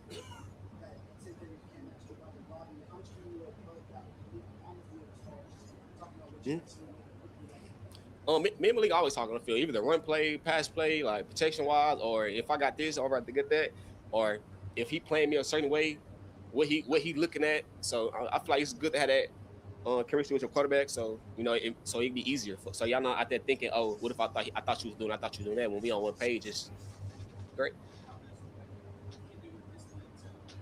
It help you a lot, like you said. They got a defense got a lot of people to watch. They can't just be worrying about receivers, running backs. Our quarterback can make plays with his feet, and I feel like they gotta be able to contain. They can't make sure you gotta have a spot on them at all times. And when we in scrimmage drill, I feel like they gotta account for him. And when he can make plays and score the football with his legs, I feel like it's great for us. Let's say that to her. Say that to her. No, not really. I'm a running back, and like you said, I don't want. If it just happens that way, it happens that way. I'm not the type of person like, okay, I want to run the routes, I want to do this, I want to do that, because I play running back and I believe in our receivers that we have. So I let them do their job, I do my job, but running routes is part of it. But if it happens to come my way, and then it's come my way, I'm not asking, oh, I want you to throw me the ball.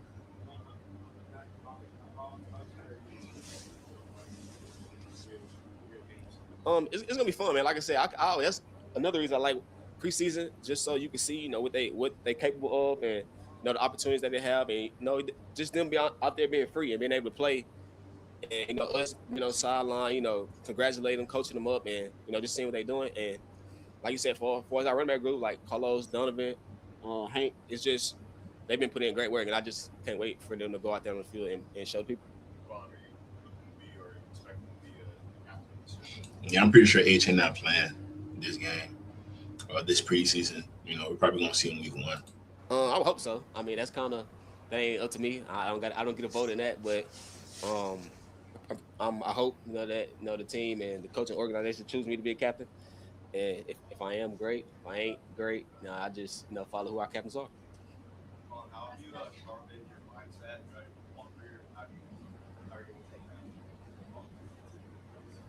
I feel like it's just like you said. Somebody told me you just like the board things. You got to be great at doing the board thing. That people get bored. You got to be great at that. And just because I've been in the offense 4 times, I mean, I still got to make sure like looking at it like this is my first time hearing it.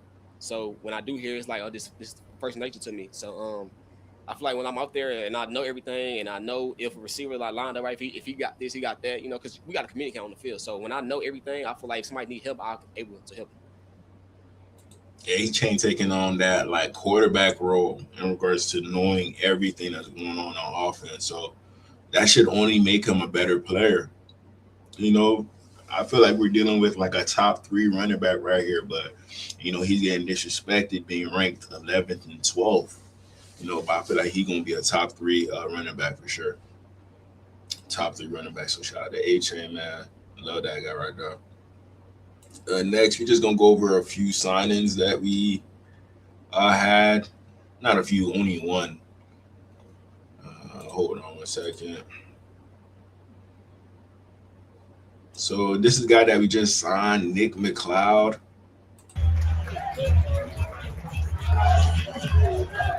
Looks like a bigger corner.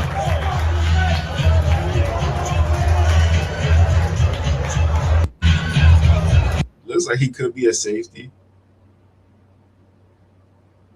That's him versus Wandell Moore. You know, I like the name though. I'm not even gonna lie. I like the name. Hold on, y'all. Yeah, I don't know who that is. Okay, I probably know who that is. Okay, but yeah, Nick McLeod. We're gonna search him up real quick, see what he did in the combine and all that. You know, just wanted to check out his tape, see if he has the capability of making the team. You know, it's not often that you see a cornerback with number 44.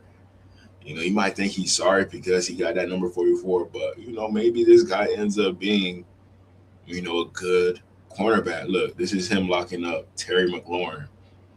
You know, Terry McLaurin, a good wide receiver, low end number 1, in my opinion, high end number 2. And he's showing the capability of, like, you know, sticking with them toe to toe. You know, it doesn't look like a small cornerback either. Looks like he's a little bit on the bigger side. You know, should be able to handle bigger receivers too when he has to go up against them. And I don't think he beating out Julius Brents. I don't think he better than Julius Brents. I don't think he better than Chris Johnson. He probably would easily be, you know, in competition with Jason Marshall. You know, this would be a threat to Jason Marshall, in my opinion. Big threat to Jason Marshall.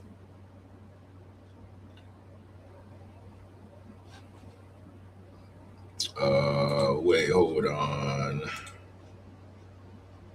I also had something else. Let me see.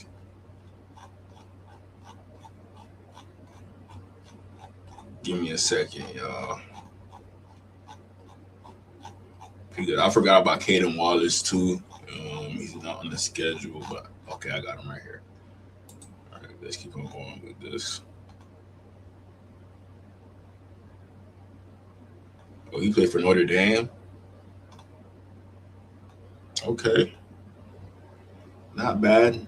Notre Dame is known for producing DBs for the most part. You know, not to the degree of like Ohio State or LSU.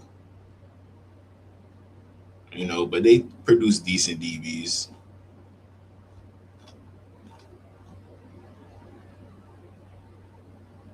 Oh, he was on the Bills. Looks like an animated athlete out there. He gonna dance. That's what it seemed like. Played for the Bears.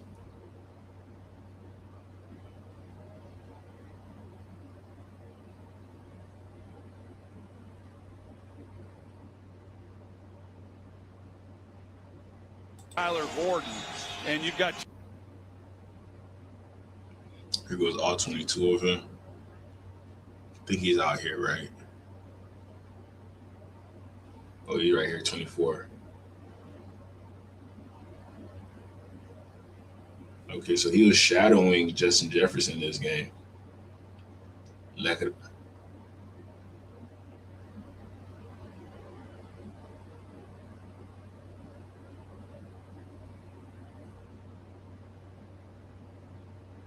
Okay. He still needs some work, but you know, at least he trying against like the big dogs. Like it seems like he's not scared to go up against like the best receivers in the league. He gonna show a competitive edge no matter who you are. That's what it seems like.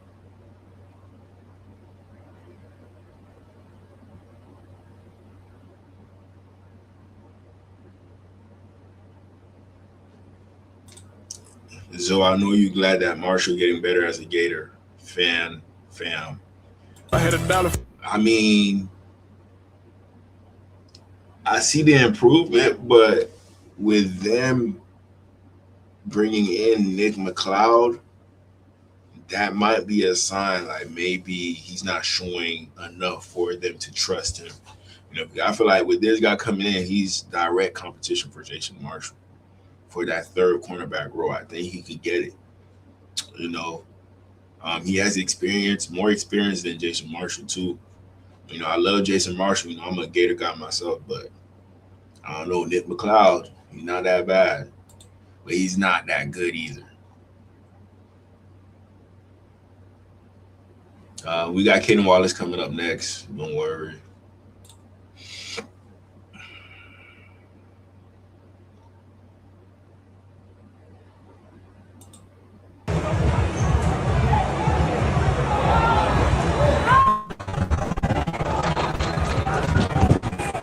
Come on, you gotta deflect that ball, man. Gotta deflect that ball.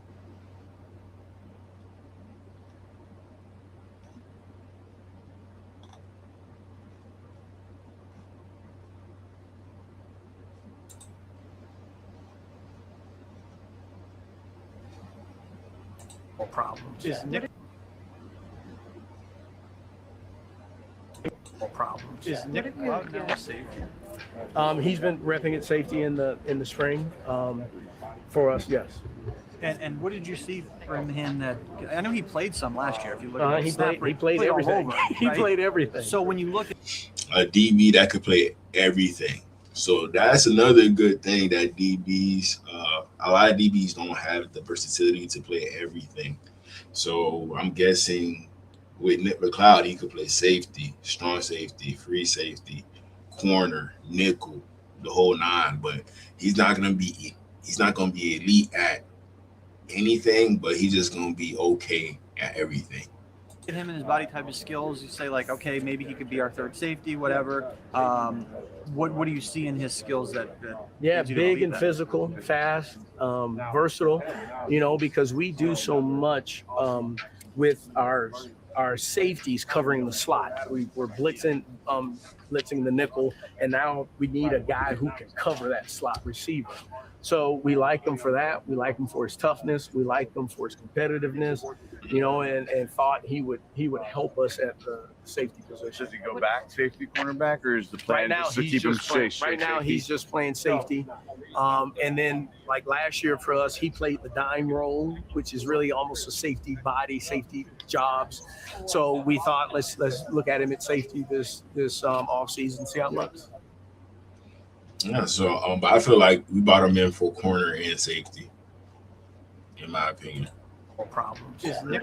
More problems. Is Nick?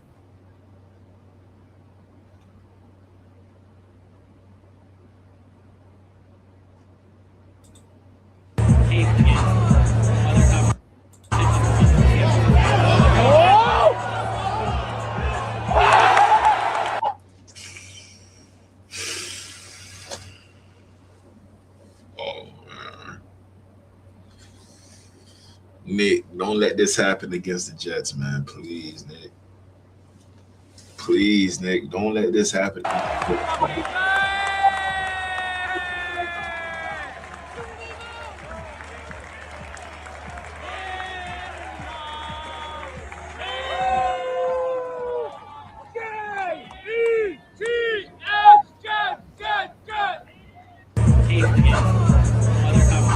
But this was a good throw by Aaron Rodgers. I'm not gonna lie. This was a good throw. Very good throw. But Nick McLeod, you can't be getting beat like this by Garrett Wilson. We're gonna see this guy 2 times a year. So maybe putting you at safety is better for us rather than you putting on outside against Garrett Wilson if this is gonna happen.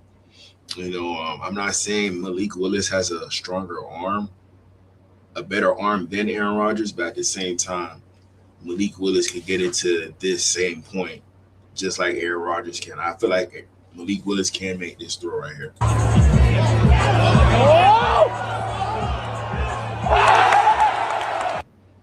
Geno Smith could probably make that throw right there. Maybe.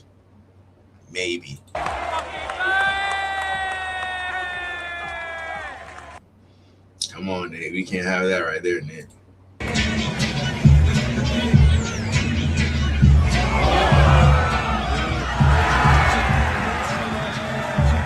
That boy got cooked by Garrett Wilson this practice. That boy got cooked. But if our coaching staff is bringing him in to play safety, no problem with Nick McLeod.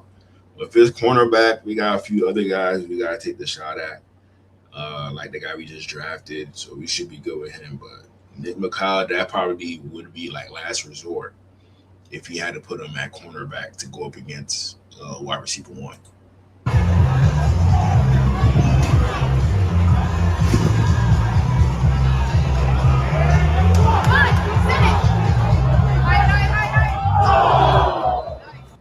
Good job location on that one. It looked like he was playing safety on this one.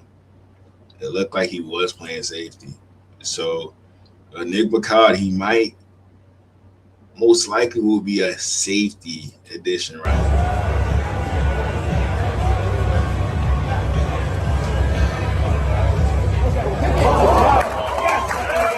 Good break on the ball, man.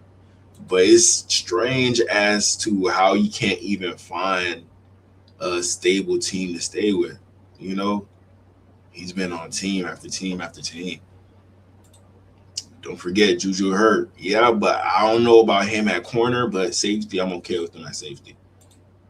I'm a Seminole. I kind of had a feeling that you were. Kind of had a feeling. But much respect, love all Florida teams. Same here. I don't hate on UM. I don't hate on FSU. You know, I know a few players on the FSU team right now. So, you know, since they on the team, I like FSU. Simple as that.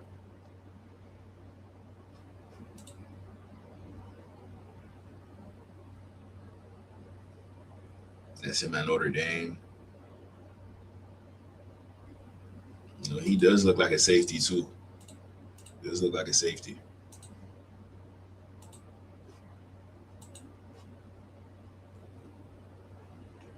So hopefully our coach uses him in the right way, you know, to his best capabilities. And I know like he'll actually be, you know, a decent piece to add that could carve out a role and make the 53.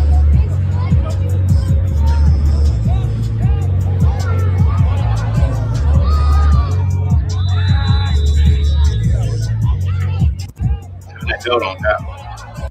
Kind of held on that one. I think they would have threw a flag on that one. That's another thing you got to work on, penalties too.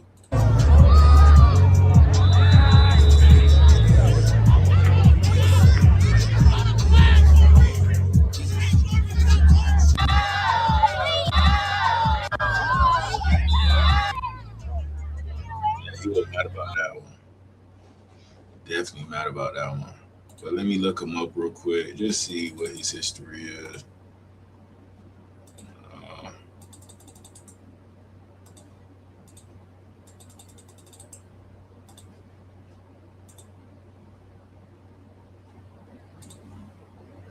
Here it is.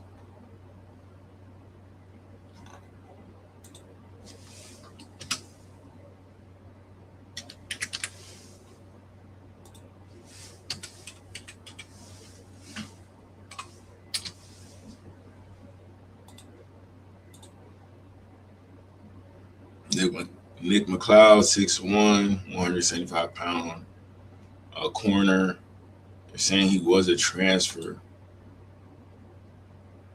Oh, he committed to NC State coming out of high school. Had 22 offers coming out. They got him listed as a 6'3" cornerback, but you know, probably as he got bigger, he kind of transitioned over into being safety, most likely. Most likely. Let me see.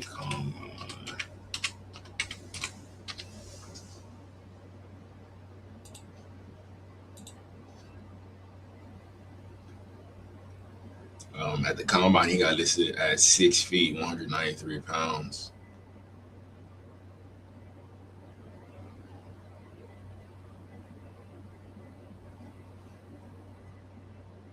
That's decent patient for press.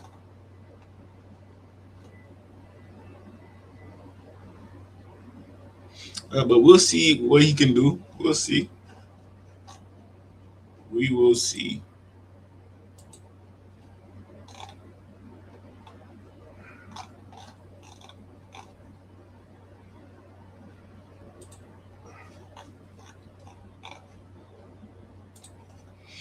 All right. Here I got some clips of Kaden Wallace. He's at right tackle. Right tackle. played at Penn State. Kind of looks like Austin Jackson when he was at USC. I'm not even gonna lie. Kind of looks like Austin Jackson, but like a Penn State version. You know, a decent tackle. I wouldn't say he's the best. Pretty good footwork. Play strength. I don't know if it's all the way there with him. I don't know if it's all the way there.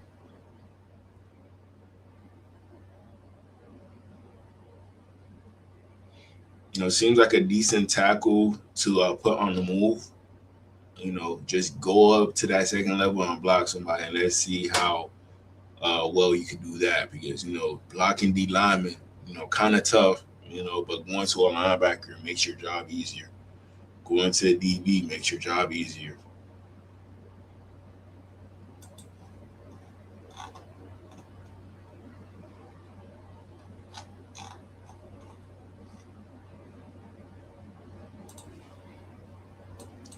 Here's some clips of him on the Patriots now.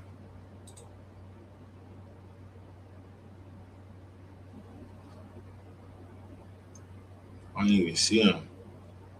He's a left tackle.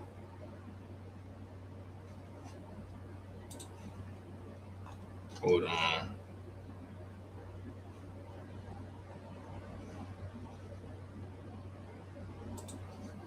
Okay, he's at left tackle. Okay. So he's right here.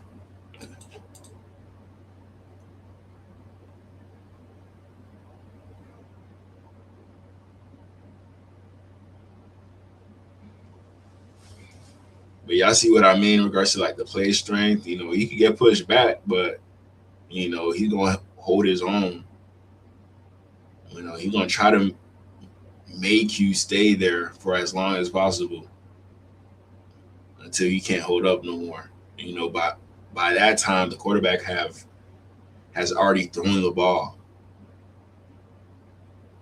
It might seem like a losing play, but the quarterback will throw the ball quick enough to the point where it's a good block and it doesn't affect the offense in general. You can't tell the old lineman to block for longer than a certain amount of time. So, working your offense towards, predicating it to the offensive line and how they work will help your offense, work better. Will Campbell, he was out for a few games last year, and Wallace was the guy that they put in for Will Campbell, the first round pick for the Patriots. So I'm guessing they released him. I'm not too sure why. Maybe money, or maybe he just hasn't looked the same at practice. So we're gonna see how this goes. We didn't trade too much for him. Patriots traded him to us. That's how bad they feel about him, just trading him to a division opponent. Is he that bad? I don't think he is. Definitely competition for Austin Jackson based off both of their careers, in my opinion. You're easily better than Austin Jackson if you could stay healthier than Austin Jackson. Easily better. Just be there and available and perform up to your standard. We're not expecting too much from you, but just help our team be stable. Help our team be stable and go up against these top tier edge guys that are coming out every year. Danielle Hunter, Will Anderson, Herbig, a lot of guys out there that we got to worry about. Myles Garrett, Aaron Donald, he coming back, the whole nine. I mean, you guys let me know how y'all feel about Kaden Wallace.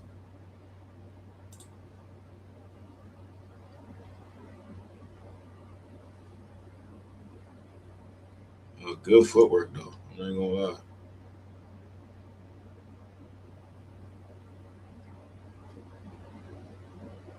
Y'all see that footwork, man? He don't look too bad, man.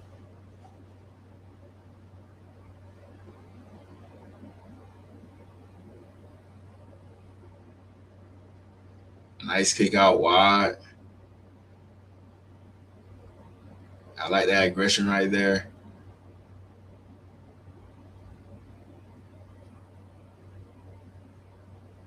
Yeah, this might be a steal. I'm not even gonna lie to y'all. This might be a steal.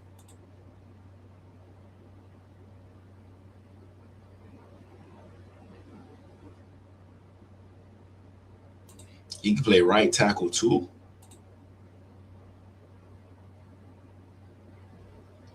Okay.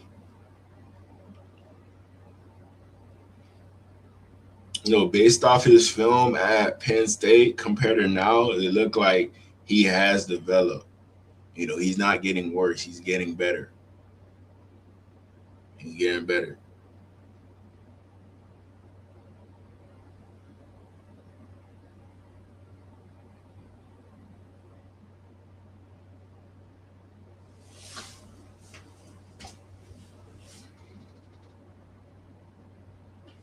So if Patrick Paul get hurt, you could put him at left tackle. If Austin Jackson get hurt, you could put him at right tackle. I wouldn't see him as a guard though. No guard for this guy. No center either. It'll just be either left tackle or right tackle. We got Kaden Proctor too. If you ever got to put another tackle in there as well, so we got backup tackles on the team, but they're just not viewed as tackles because they're already going to be starting somewhere else. But hopefully we don't lose pieces because that's just going to weaken our whole line. But this is a good addition. I'm not even going to lie. I'm liking what I'm seeing on tape. A lot of potential there to work with. A lot of good potential here.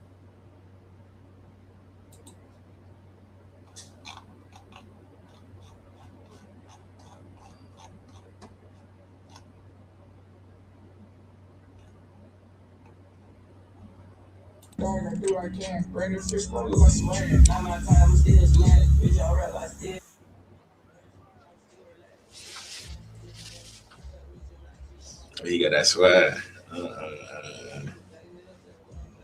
Shout out to Kaden Wallace. Dolphins need a new AC Dome stadium. When we start winning, I feel like they'll invest in something like that. I can't handle the heat. A lot of people can't, but I can handle the heat. Very interesting. Yes, it is. Shout out to Cat, man. Much love. Much love.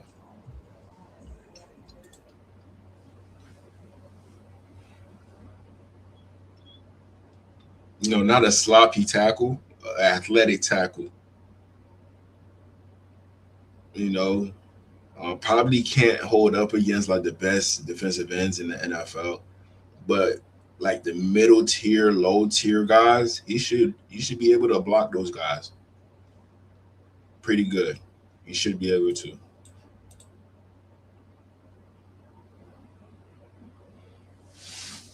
Kind of looks like Marquise on our team. Our other swing tackles. So we got a decent amount of tackles that have, the capability of playing, but we just got to rely on our coaching staff to get the best out of these guys because those top tier guys are already on the team. So now we got to invest our coaching, ethics and techniques into developing any guy that's available that you see potential in. Kaden Wallace is probably one of those guys. Right before the Patriots released him, we went and traded for him. So that might mean something like the Dolphins see something in him.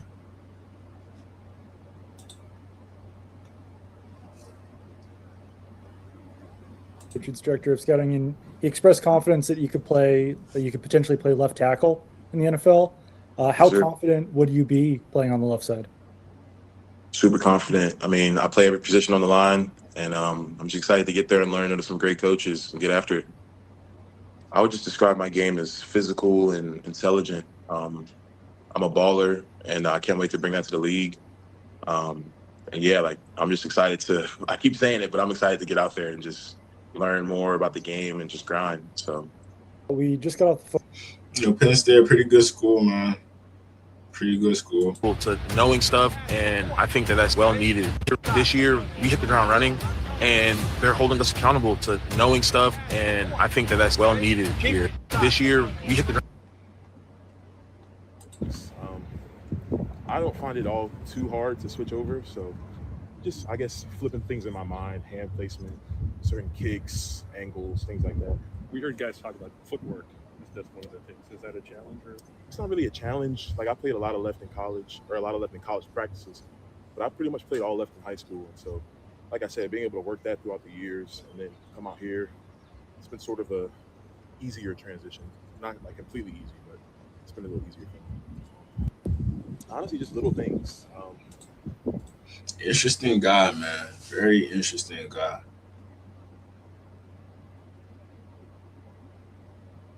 You see, look at him blocking 2 guys. That's pretty good right here.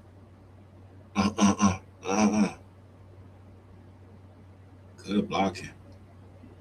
And he got potential, man. He got potential at tackle. I would say my hands have gotten a little bit better. It's something that I wanted to work on coming from college. And then being with, Coach Peters, he has a whole strike system that we're learning. And that's just really helped me out. I would also say my kick sets, like, I've gotten a lot better at not turning out as fast as I did previously. And so being able to translate that to my game has helped me out so much.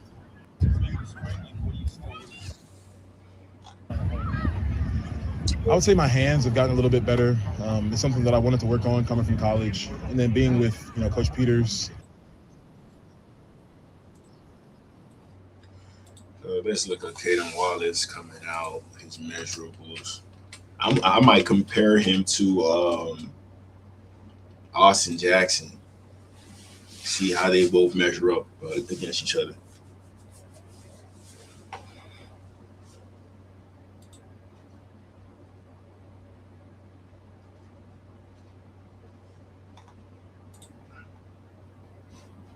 Let me pull up Austin Jackson now.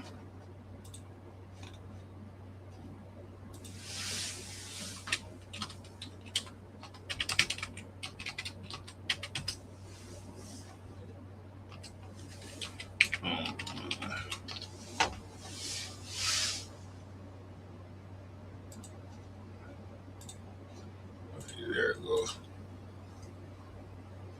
Okay. So Kaden Wallace, 6'4", 7/8. Austin Jackson, 6'4", 7/8. Wow. Interesting. Kaden Wallace, 314 pounds. Austin Jackson, 322 pounds. Not too far off. Not really. Arms, 34 inches.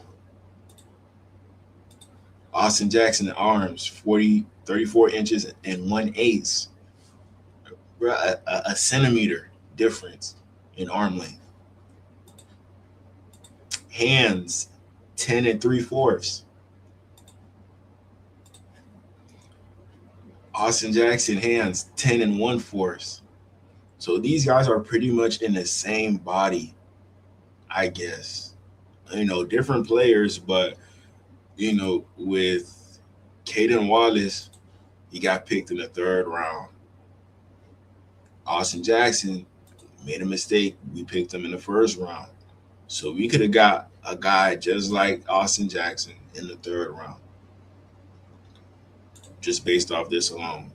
Now let's look at the measurables in regards to the combine. Okay, Austin Jackson runs a 5'7". Kaden Wallace runs a 5'15". Let me see. Can I split the screen? That'll probably be better.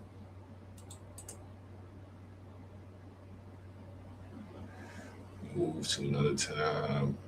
Move to.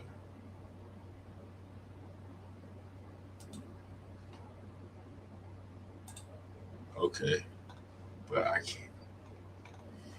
Wow. Hold on 1 second.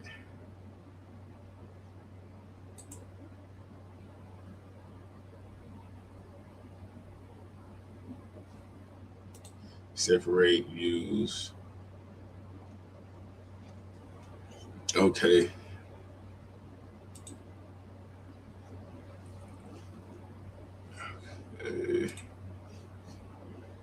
So with Kaden Wallace, 10-yard split, 1.74.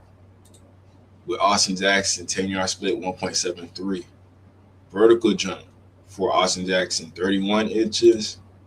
For Kaden Wallace, 31 inches. For broad jump, Austin Jackson, 9'7". Broad jump, Kaden Wallace, 9'8". Broad jump. These guys are damn near similar. Damn near similar. A production score for Austin Jackson, 65. Kaden Wallace, 63. This score, the athleticism, 85. Right here. Wallace, 88. Total score, 76. Total score, 73. Smart by the Patriots by picking this guy in the 3rd round compared to us picking the same guy in the 1st round, showing you Chris Greer didn't really know what he was doing. He really didn't. But now we got this guy for a 6th and a 7th round pick. So we're going to see who's going to win this battle. It seems like Kaden Wallace has been dealing with less injuries than Austin Jackson throughout his career. So we should be able to rely on Kaden Wallace to hold up that right side. But they still got to fight for that spot on the right, for sure.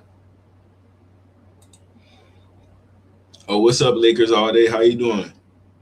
How you doing, my man? But yeah, we dug in deep on Kaden Wallace. Let me look up his 24/7 Sports. My take on Kaden Wallace, there's a chance that he's able to get that starting right tackle spot, but if he doesn't win it, he'll be a good swing tackle to play left or right tackle for us.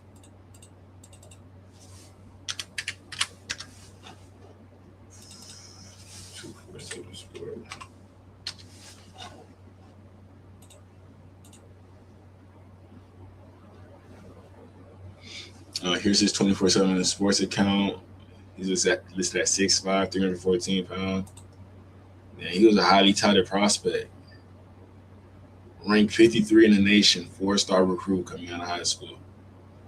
6'5", 288, picked Penn State over a lot of schools, Oklahoma, Auburn, you name it. Let's see Austin Jackson now.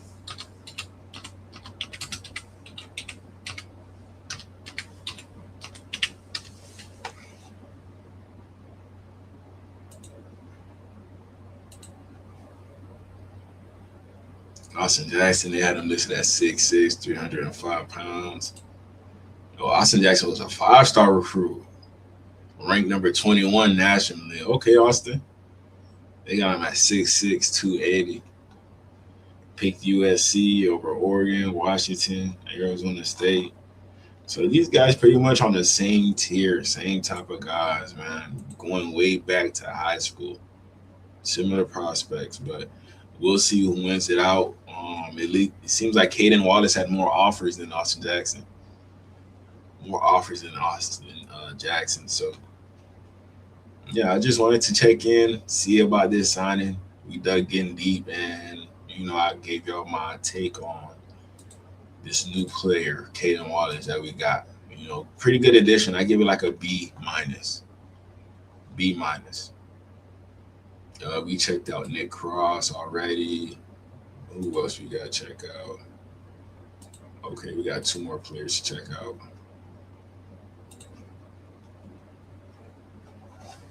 Let me share this screen.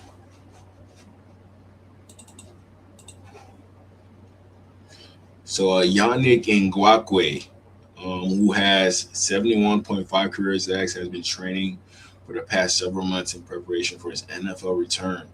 Ngakoue spent last season out of football to recover fully, with his sights set on returning this season. Ngakoue, not a big DN, probably like 6'3", 240. That's what it looks like.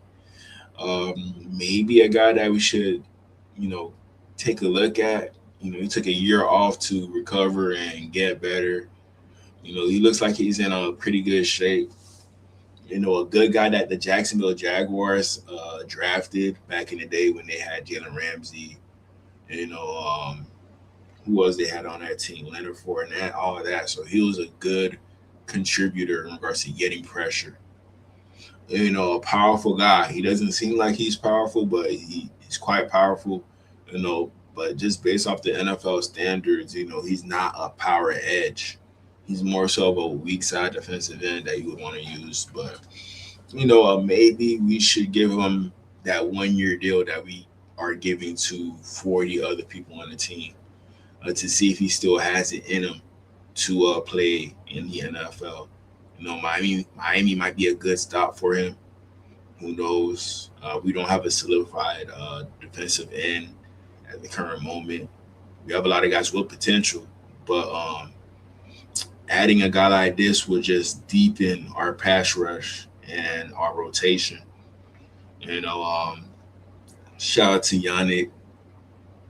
He played with Calais Campbell as well when he was with the Jacksonville Jaguars. Been on a few teams, been on the Bears, been on the Colts. A lot of teams. He's like a slick defensive end coming off the edge. He stays low. That's a good thing about him. He stays low. It doesn't mean that he can't get blocked, but if you're coming off the line of scrimmage like this, bro, like how can you get blocked? Especially going up against guys way taller than you, and you coming off the ball that low. Look at him. You could even control his body on this one. That's how low he was getting just to get to the backfield. So he's a unique defensive end, but with a pretty good skill set. Played for the Patriots as well. Played for Brian Flores and the Vikings. Had pretty good moves, pretty good finesse moves. Ball came out.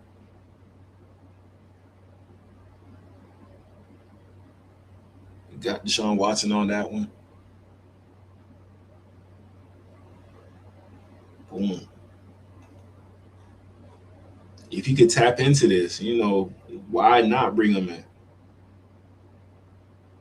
Good pursuit. I'm not too sure if he's that fast like he is on this one, but, not a polished pass rusher as well, but he's just using his God-given athletic ability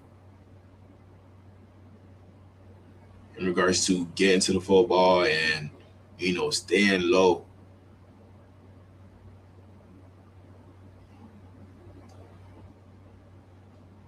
He got traded to the Vikings in 2021. You guys let me know what you think about Yannick Ngakoue. 9 pressures in 2 weeks.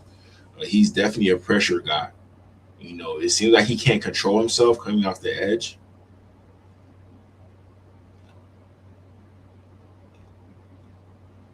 So that's just going to get him in the backfield quicker, which is going to help the whole D-line.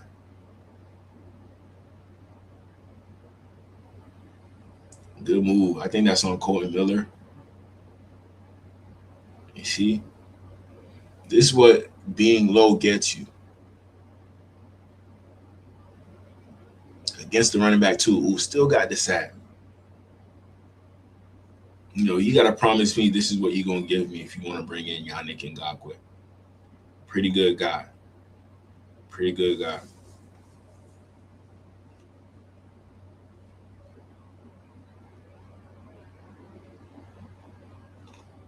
That's Calais.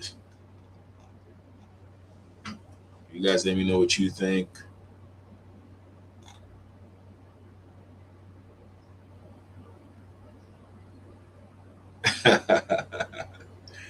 Yeah, I might have to do that. Imagine this, Hard Rock Stadium, sack. Everybody in the stadium doing this. Imagine.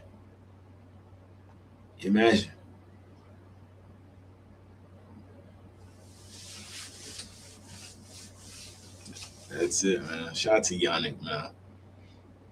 Shout out to Yannick. Let me search him up real quick.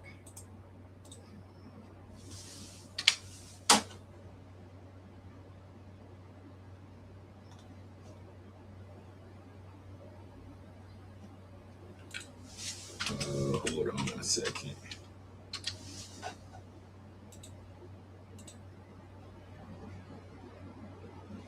They have him still under the Colts. He was an inside linebacker coming out of high school, 6'3", 240. Maryland Terps. I want to see what he did in the combine. I think didn't he go like in the 4th, 5th round? I believe he did. He listed at 6'2", 252 pounds, 32-inch arms. Average backup or special teamer. 4.75, 26 on the bench. That's pretty good for a guy of his stature. 26. So yeah, we probably won't sign Yannick. You know, I could be wrong. I'm also hearing Keenan Allen. But at the same time, I'm hearing the Colts are coming in heavy on Keenan, and he'll probably sign it there because they're down a few receivers. So we'll see. We'll see. Speaking of receivers, I do got one that's not in the NFL just yet, but keep an eye out on this guy right here. Keep an eye out on this guy right here, man. I think he could be the next wide receiver 1 for the Dolphins. If Jeremiah Smith isn't there for us, we could get this guy.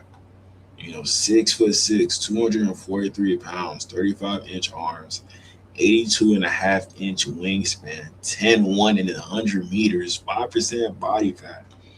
You know, last guy we seen like this was probably DK. But this guy is 6'6", 243 pounds. Way bigger than DK. Way bigger. You know, all you got to do is throw it up to him.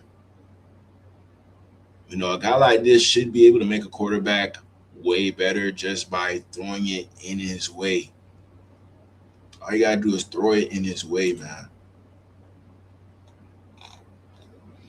You know, I think this guy's a track star, if I'm not mistaken. Nick Harbor, you guys can search him up. I'm gonna try to see what we can use. Been Nike since I was like 2 years old, so I mean, I can't wait for it. I've got all my Nike gear in already, so that's gonna be my biggest thing. But I mean, I just want to appreciate Under Armour for all the years that they made South Carolina beat South Carolina, though. But Nike, here we come. Have you seen the Nike jerseys? Oh, we have not seen them at all. But what gear did you get in? Like your cleats? Yeah, like customized cleats, stuff like this and all that. So I haven't got no Gamecock gear though. Let me see. I guess he was just at an event. Yeah, you know, if I didn't think, you know, both those guys were going to be here, I probably wouldn't want to take this job as fast. You know, that was a big deal, knowing that Horse was going to be here, and obviously Nick and the big playmaking ability that he has. And so, yeah, those guys are difference makers. You know, there's a lot of players that are role players, and they're not. They're difference makers. And so we're hoping that they go out there and they make a difference each and every week. So I'm excited about the connection that they have already. I think there's a lot of trust between them, and hopefully we'll continue to build off that in fall camp. Yeah. He said Nick Harbor is a difference maker. Nick Harbor is a difference maker. People don't realize that, and it's in every sport, when you get put on a stage and your job is to produce, add in expectations, add in the pressure from wherever it comes from. There's all different types of pressures, but when you look at that and you look at, you remind me of Calvin Johnson on this one. but when you look at that, good catch, man. He looked like a tight end too. I'm not even gonna lie, he looked like a tight end. when you look at all that together and a young kid, there's some fear in there, right? And the Bible just tells us to be fearless. Every single day it tells us to be fearless, and Joshua tells us that he's with us wherever we go, so be strong and courageous. And so to me it's really important, because if you're doing what you're supposed to be doing, then the ultimate end is his will, and you can't control his will, but you can definitely work your tail off to achieve and promote his blessings. And so we've talked about that a lot this off season, of just releasing everything and just continuing to grow and be confident and working your craft so you become it looks like he's gonna be a good player, man. just really comfortable with what you're doing, and it eliminates that fear, but also at the same time letting him be able to control the outcome because you are putting in that work. And I think that's released a lot of pressure off of him, and I think he's taken some awesome ownership of that, and it allows you to go play free. And Lord willing, we're hoping to see that here in a couple months, or in really about four or five. I'm trying to find some highlights. 9 after 2 heats. And that is 6'6" moving like this. 6'6", man. 6'6". Lance Lang, who is getting it done in this turn. He just blew the doors off of his. Oh, he catching up. Okay. Sophomore Trevon Williams in lane number 3. It is Lance Lang who's going to. But if he was taller, he would have been caught him, bro. If he was taller, man. Try to hold off Nick Harbor, and Lang is going to win the heat and automatically qualify. 9 after 2 heats. This is an anomaly right here. The anomaly. And that is Lance Lang, who is getting it done in this turn. He just blew the doors off of his sophomore Trevon Williams in lane number 3. All you gotta do is throw it up to him. Like, y'all let me know what y'all think. Like, I feel like if Jeremiah Smith isn't available, somebody probably gonna pick him high. We're gonna have to lose a lot to get Jeremiah Smith. But with this guy, I feel like no way he goes above Jeremiah Smith. He might get picked high, but he might be there with our first pick if Malik Willis does well.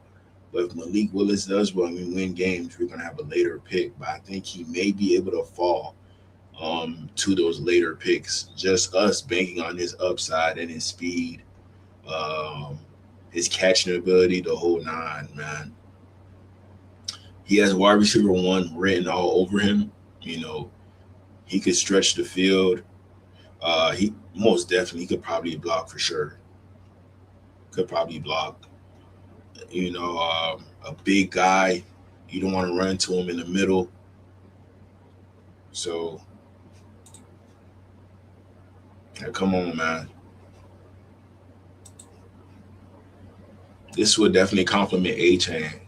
A-Chain could catch a screen on the outside and it'll look like he has a tight end blocking right in front of him instead of like a random wide receiver. You got a big guy out there, receiver, man. Very, very big guy. Let's look up his. He hasn't attended the combine yet, so we could just do 24/7.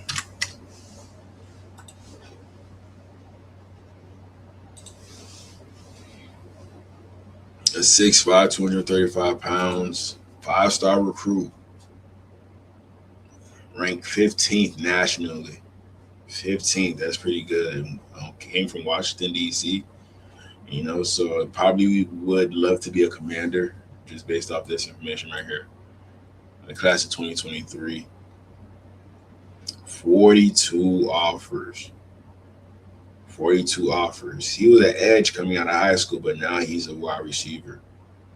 Probably because that speed that he has itself is just amazing speed. So this is a guy with very great athletic traits. This might be the Sonny Styles of next year draft that's coming up. So I'm just telling y'all, we don't have a receiver right now, and I know Jeremiah Smith probably not going to fall to us. This guy probably has a better chance of falling to us, and we can make something out of nothing. Even though he's not nothing, he has everything you need at receiver. But probably a guy that could turn into a 1,500-yard receiver throughout his career. I wouldn't say 2,000. I wouldn't say 2,000, but 1,500. Catches probably like 50 to 70. You know, I could definitely see him having over 10 touchdowns in a year, maybe 2 or 3 years in his career. And I could see that with this type of player right here. You know, add him to our room, and let's see what happens. Give Malik Willis a target like this that no matter where you throw it, you know, he could come up with the ball and catch it. And if Malik Willis got to throw it deep, you know, he could throw him in stride or he could throw it up where the DBs can't get the ball where he can get it just because he's 6'6" and himself and he has a high vertical and all that. So, yeah, let me know what y'all think about Nick Harbor. What round would you draft this guy next year in the draft? Just let me know, man. But I've been on live for 2 hours and 15 minutes.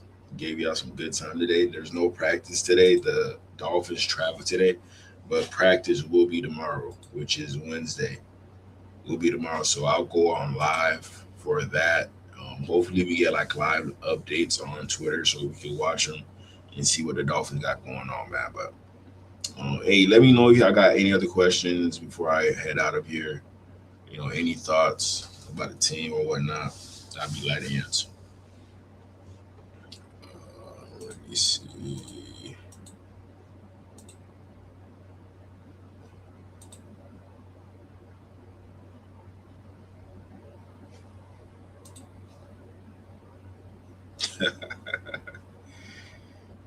Jets QB Geno Smith is struggling mightily today in joint practices with the Buccaneers. Reportedly throwing 3 interceptions. You know, I've been getting updates in regards to that too, so he's not lying about this one. This is actually true. Actually true. Damn. Who's this, Sauce?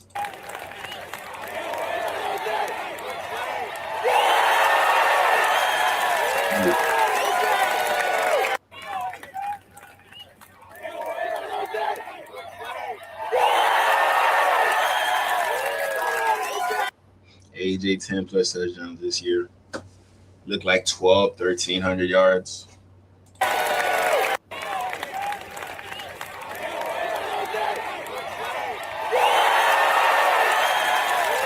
Come on, Sauce. You gotta do better than that.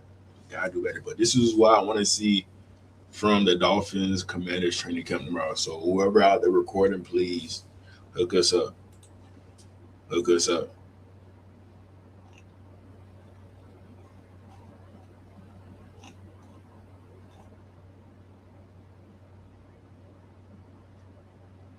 I'm not even gonna say nothing, man.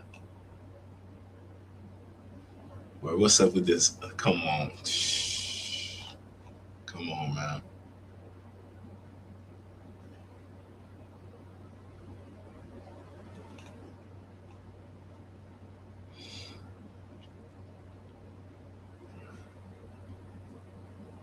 But yeah, that's it for today, man.